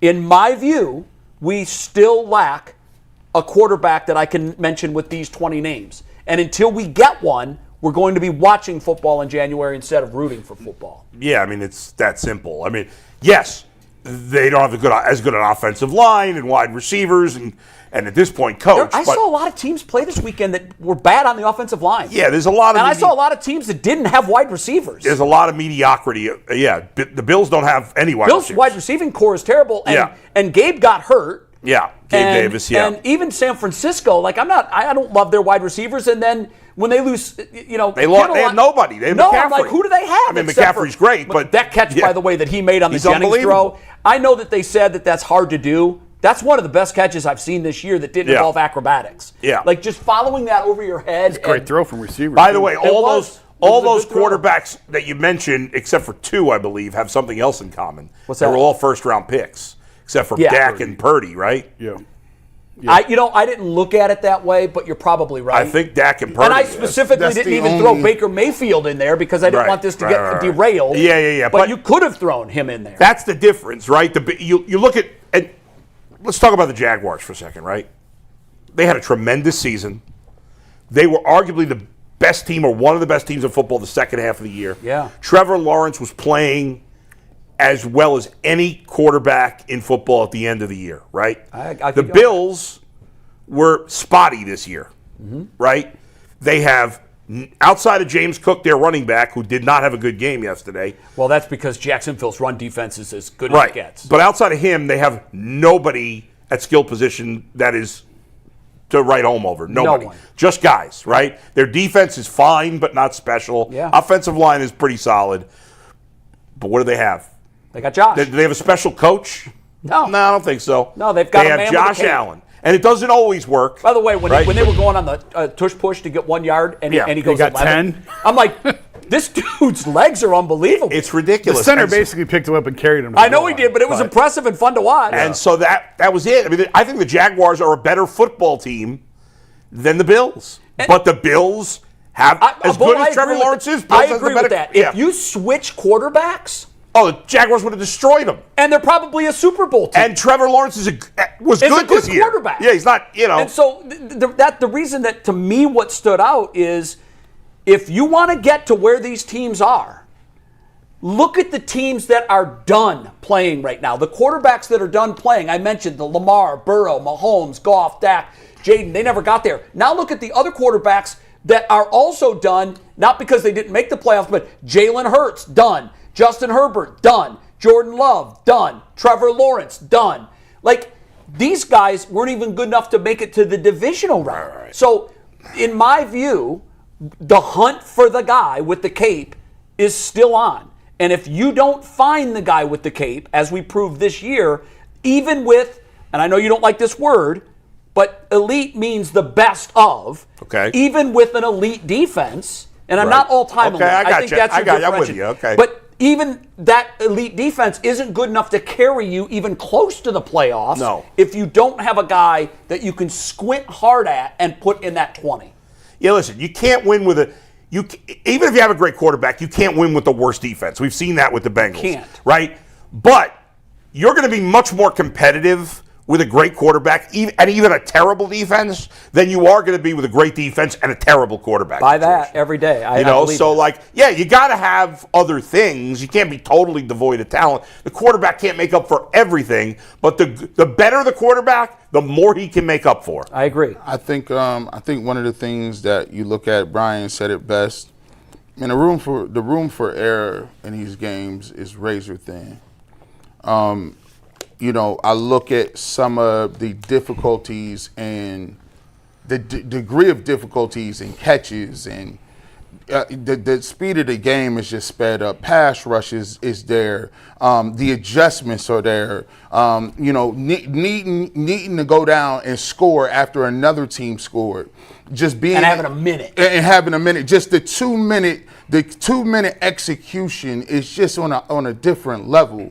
And, when you look at these teams, you look at the Bears are a great example. The Bears are a great example. They had Caleb Williams, and Caleb Williams was up and down and looking a little bit different. Bryce Young was a guy that nobody was really talking about. Trevor Lawrence had this would make or break year for Trevor Lawrence. People was talking about. He didn't play particularly well. But I look at what those teams did. The Bears invested heavily. Not only did they not go get, they got Moore, they got Ndunze, they got Luther Burton, they got fixed the line. They spent the most money on the line. They got Cole Kmet. Then they also got Loveland. So they had 2 tight ends, 3-4 receivers, 2 nice running backs. They put the infrastructure around those individuals. And when you look at it, I look at the teams, and I know people say, the Browns are a long way off. The thing that gives me encouragement is there's a team that goes from worst to first every year. It's a team that had no business making the playoffs, and sometimes your team is in that mix, and sometimes your team isn't. But you look at the Panthers. Panthers wasn't nothing home. They added T-Mac at receiver, and Bryce Young leads his team. And for me, I thought the Panthers, for a majority of that game, was basically outplaying the Rams. Now, they are fortunate to be in a very bad division and made the playoffs with a losing record. And had a home game. They take the lead with 4 minutes left in the game, and you like it was a surprise. I didn't expect that. It was a great game. So for me, I look at it. Obviously, the experience at quarterback plays a big role, and what you got around coaching plays a big role. But the thing that gets me a lot too is when you take a look at that list. The NFL is tough as hell, bro. It ain't. Listen, you ain't guaranteed nothing. Top-notch quarterbacks is going home. Well, look at the guys that aren't in the playoffs. Coach, Lamar Jackson and Baltimore Ravens, they coach got fired. Look, you looking at a lot of teams that got the Cincinnati Bengals. I don't know how the Bengals, they lost to the Browns. I don't get it. They had all their people. Joe, you're right. At the end of the year, if Joe Burrow doesn't get hurt, they're in the playoffs. Probably, but you never know. The quarterback gives They had a good record with him. The quarterback gives you a shot. He gives you a chance. Unequivocally, he gives you a chance. But you better do what you can at every other position. If you want to win a championship, you got to have coaching, you got to have players, you got to have infrastructure, and because there's teams that got the quarterback. Well, I agree with that. It's obviously it's not one thing, but if you had to pick just one, you can only have one. Obviously, quarterback is the most important in the game. And that's where I think the Browns have a lot of pieces. I happen to think that they had the coach, but things happened and he got fired. But to me, if I could pick one, great defense, great head coach, but I'm every single time giving the quarterback. And I don't even think it's hard. That's across the board in football. Is the quarterback position. It gives you an opportunity. And you mentioned the worst to first. I'm glad you did. There has to be one next year. I mean, it just seems like it always happens. You had the Broncos do it. Yep. You had the Commanders do it, and you've had the Patriots do it. Mm-hmm. And in all 3 cases, they had high drafted quarterbacks who played out of their mind either in their first or second year. And relatively new head coaches. Vrabel was a new head coach. Vrabel was new. I think Quinn was in D.C. Quinn was new. Yeah. And obviously in Denver, they had a new head coach too in Peyton. So I just think that if you get that quarterback thing right, and it can be with a rookie because Nix was a rookie and Jaden was a rookie, and I know Drake had to suffer through the losing pains of one season, but he's in his second year. Like, if you get that thing right, you can turn your fortunes around on a dime. And we could be having a conversation next year or 2 years down the road if we get the guy. You know, whoever ends up getting Mendoza. If it's the Raiders, I really like the Raiders' chances moving forward with a guy like that. It's going to take some time to figure it out, and he needs a lot of pieces. But you're not building. Tough division, too. It is, but you're not building a castle without the quarterback. And that's right. Once you get the quarterback, you can fill in all the blanks. But that's why the hunt continues. I don't think we're going to find one as late as we're picking this year, but who knows? Who knows? Bo Nix was down in the first round. Yeah. And he did it. Jason, real quick, do you agree? Yeah, I mean, Quarterback. I think All these right. guys covered everything. What was, because I went off chart because I did that research, wanted to throw that out there, but do we have time for them to say their favorite playoff game? I think you had already said it was Carolina. Yeah, I thought that was the most entertaining game. It was a great game. I thought it was the Bears coming back. Because of the comeback. Packers. Yeah, Carolina for me because it was so unexpected. I thought it was Yeah. going to be a blowout. I thought that was the one game you knew for sure who was going to win. It's the game I was least interested in going in. It was and good. I was most riveted Yeah. at the end. I can't even really say, like, I thought all of them. I thought the college football ones was great. I thought these games were great. I just like the strategy. Like, I love the fact that these guys they emptying out the whole clip. They ain't not playing around. When you got to have your best drives, they was getting them. Your Caleb best Williams throws. made that amazing throw we talked about with Hoyer. By the way, Bryce Young, when the Panthers scored their last touchdown before the Rams came back, that was an incredible throw into the end zone by Bryce Young. Great throw. So, yeah, we saw some high-level quarterback play outside of – I actually didn't think Drake May played very well, but Justin Herbert was – I thought May made the plays when he had to. That game was, for me, the most boring. He did make it was 6-3 in the fourth quarter. He did make a nice – I thought the game was won when it was 6-3 in the third quarter. And remember, May got sacked by his own 10-yard line early in the third quarter. And then made the pickup. And it was on the like next a 3rd throw. and 15, and then they just marched down the field. He made a dart Yeah. on the next two throws. He made really good throws. Here's the cautionary tale, though, if you do have a quarterback and you ain't doing enough around him. Like, take a look at the Bengals, right? Joe Burrow went to the Super Bowl and, kind of didn't get it done. So now it's like, it's not his fault. It ain't him. I mean, the Bengals didn't get in.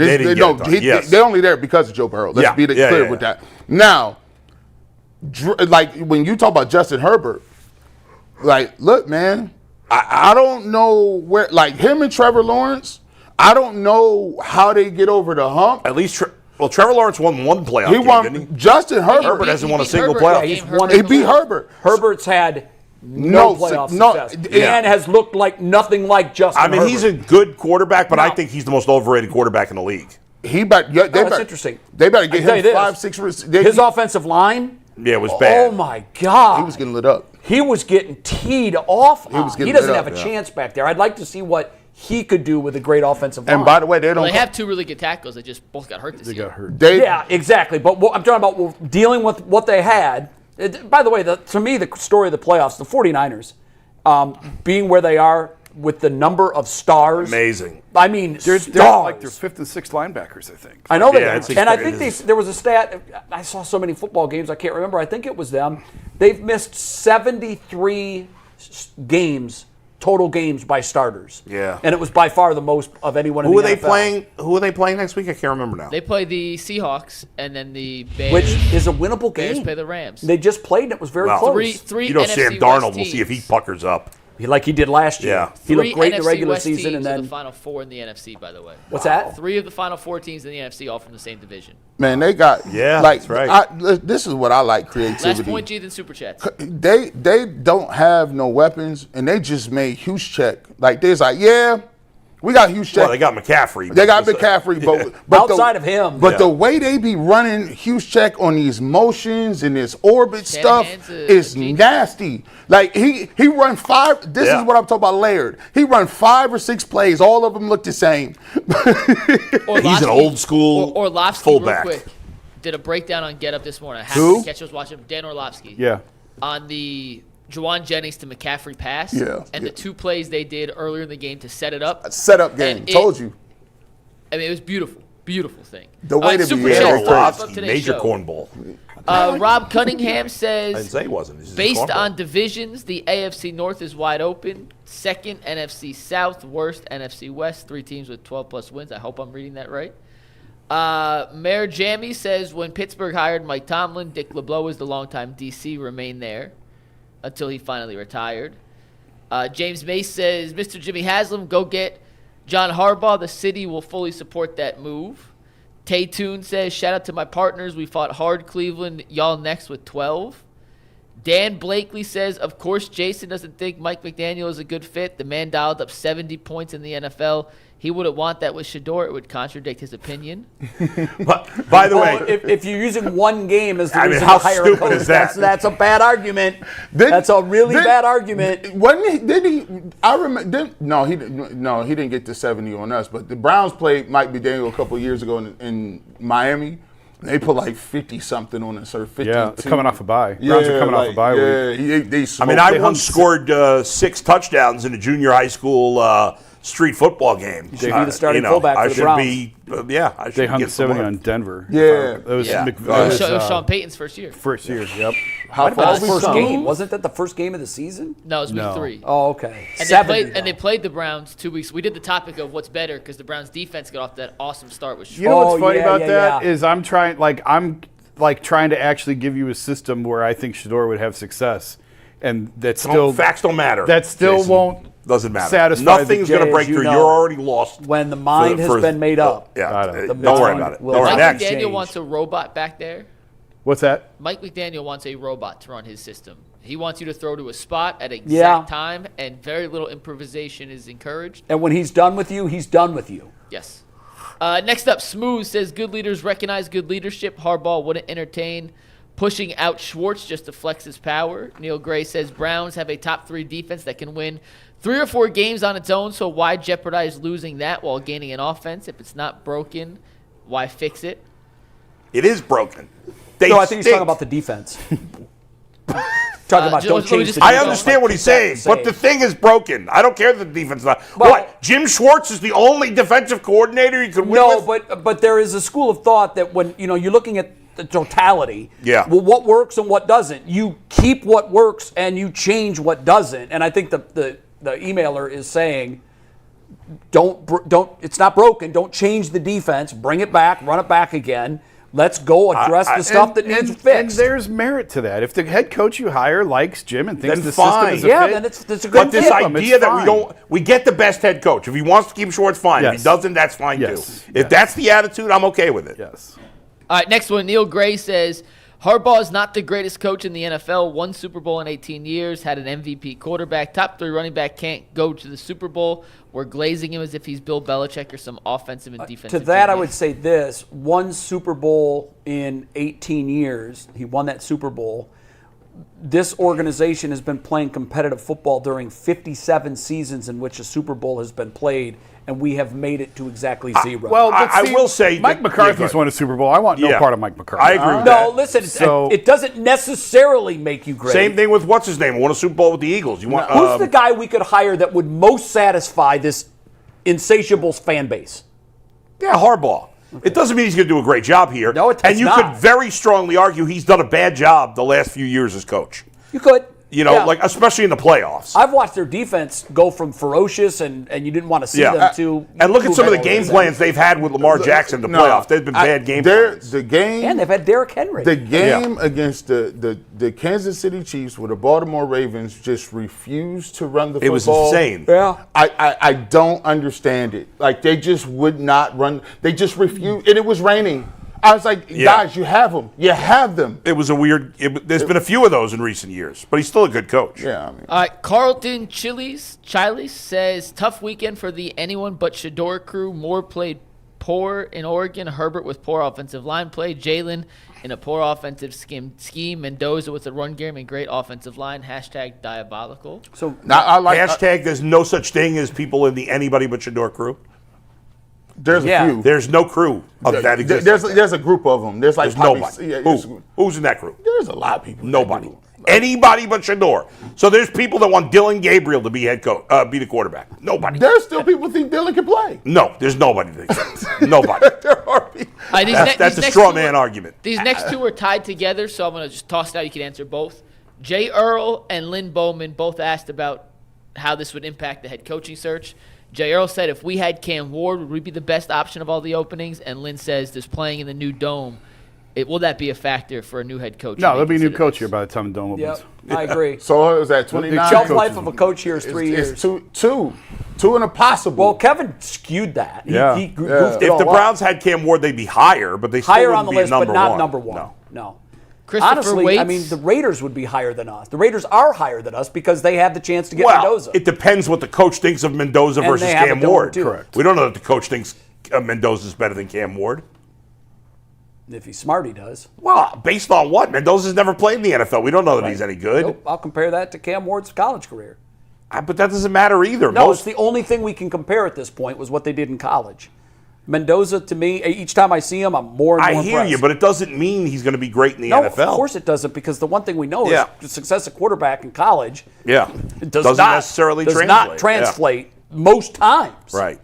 There's a hell of a lot more that have been great college quarterbacks that never made it in the That's NFL right, yeah. than there were that were great in college and great in the NFL. All right, last one. Christopher Waite says, 1 week later, Stefanski still unemployed. I thought you guys said he'd have a job the very next day. Oh, Jesus, God in heaven. Isn't that something? How some people can. No coach has been hired yet. That's never happened, by the way. It does seem like Stefanski's going to get a job, so that, that is he really will stupid. get a job. He's interviewed for how many positions? Like 4? I believe He will get a job. Hey, listen, Harbaugh coming in as a late entry kind of has goofed stalled everything the whole up. process. Harbaugh's better That's an candidate. embarrassing message. Be better. What if Sirianni gets fired? I wish him the best of luck. See you in I hope he OT. does get a new job. Peace.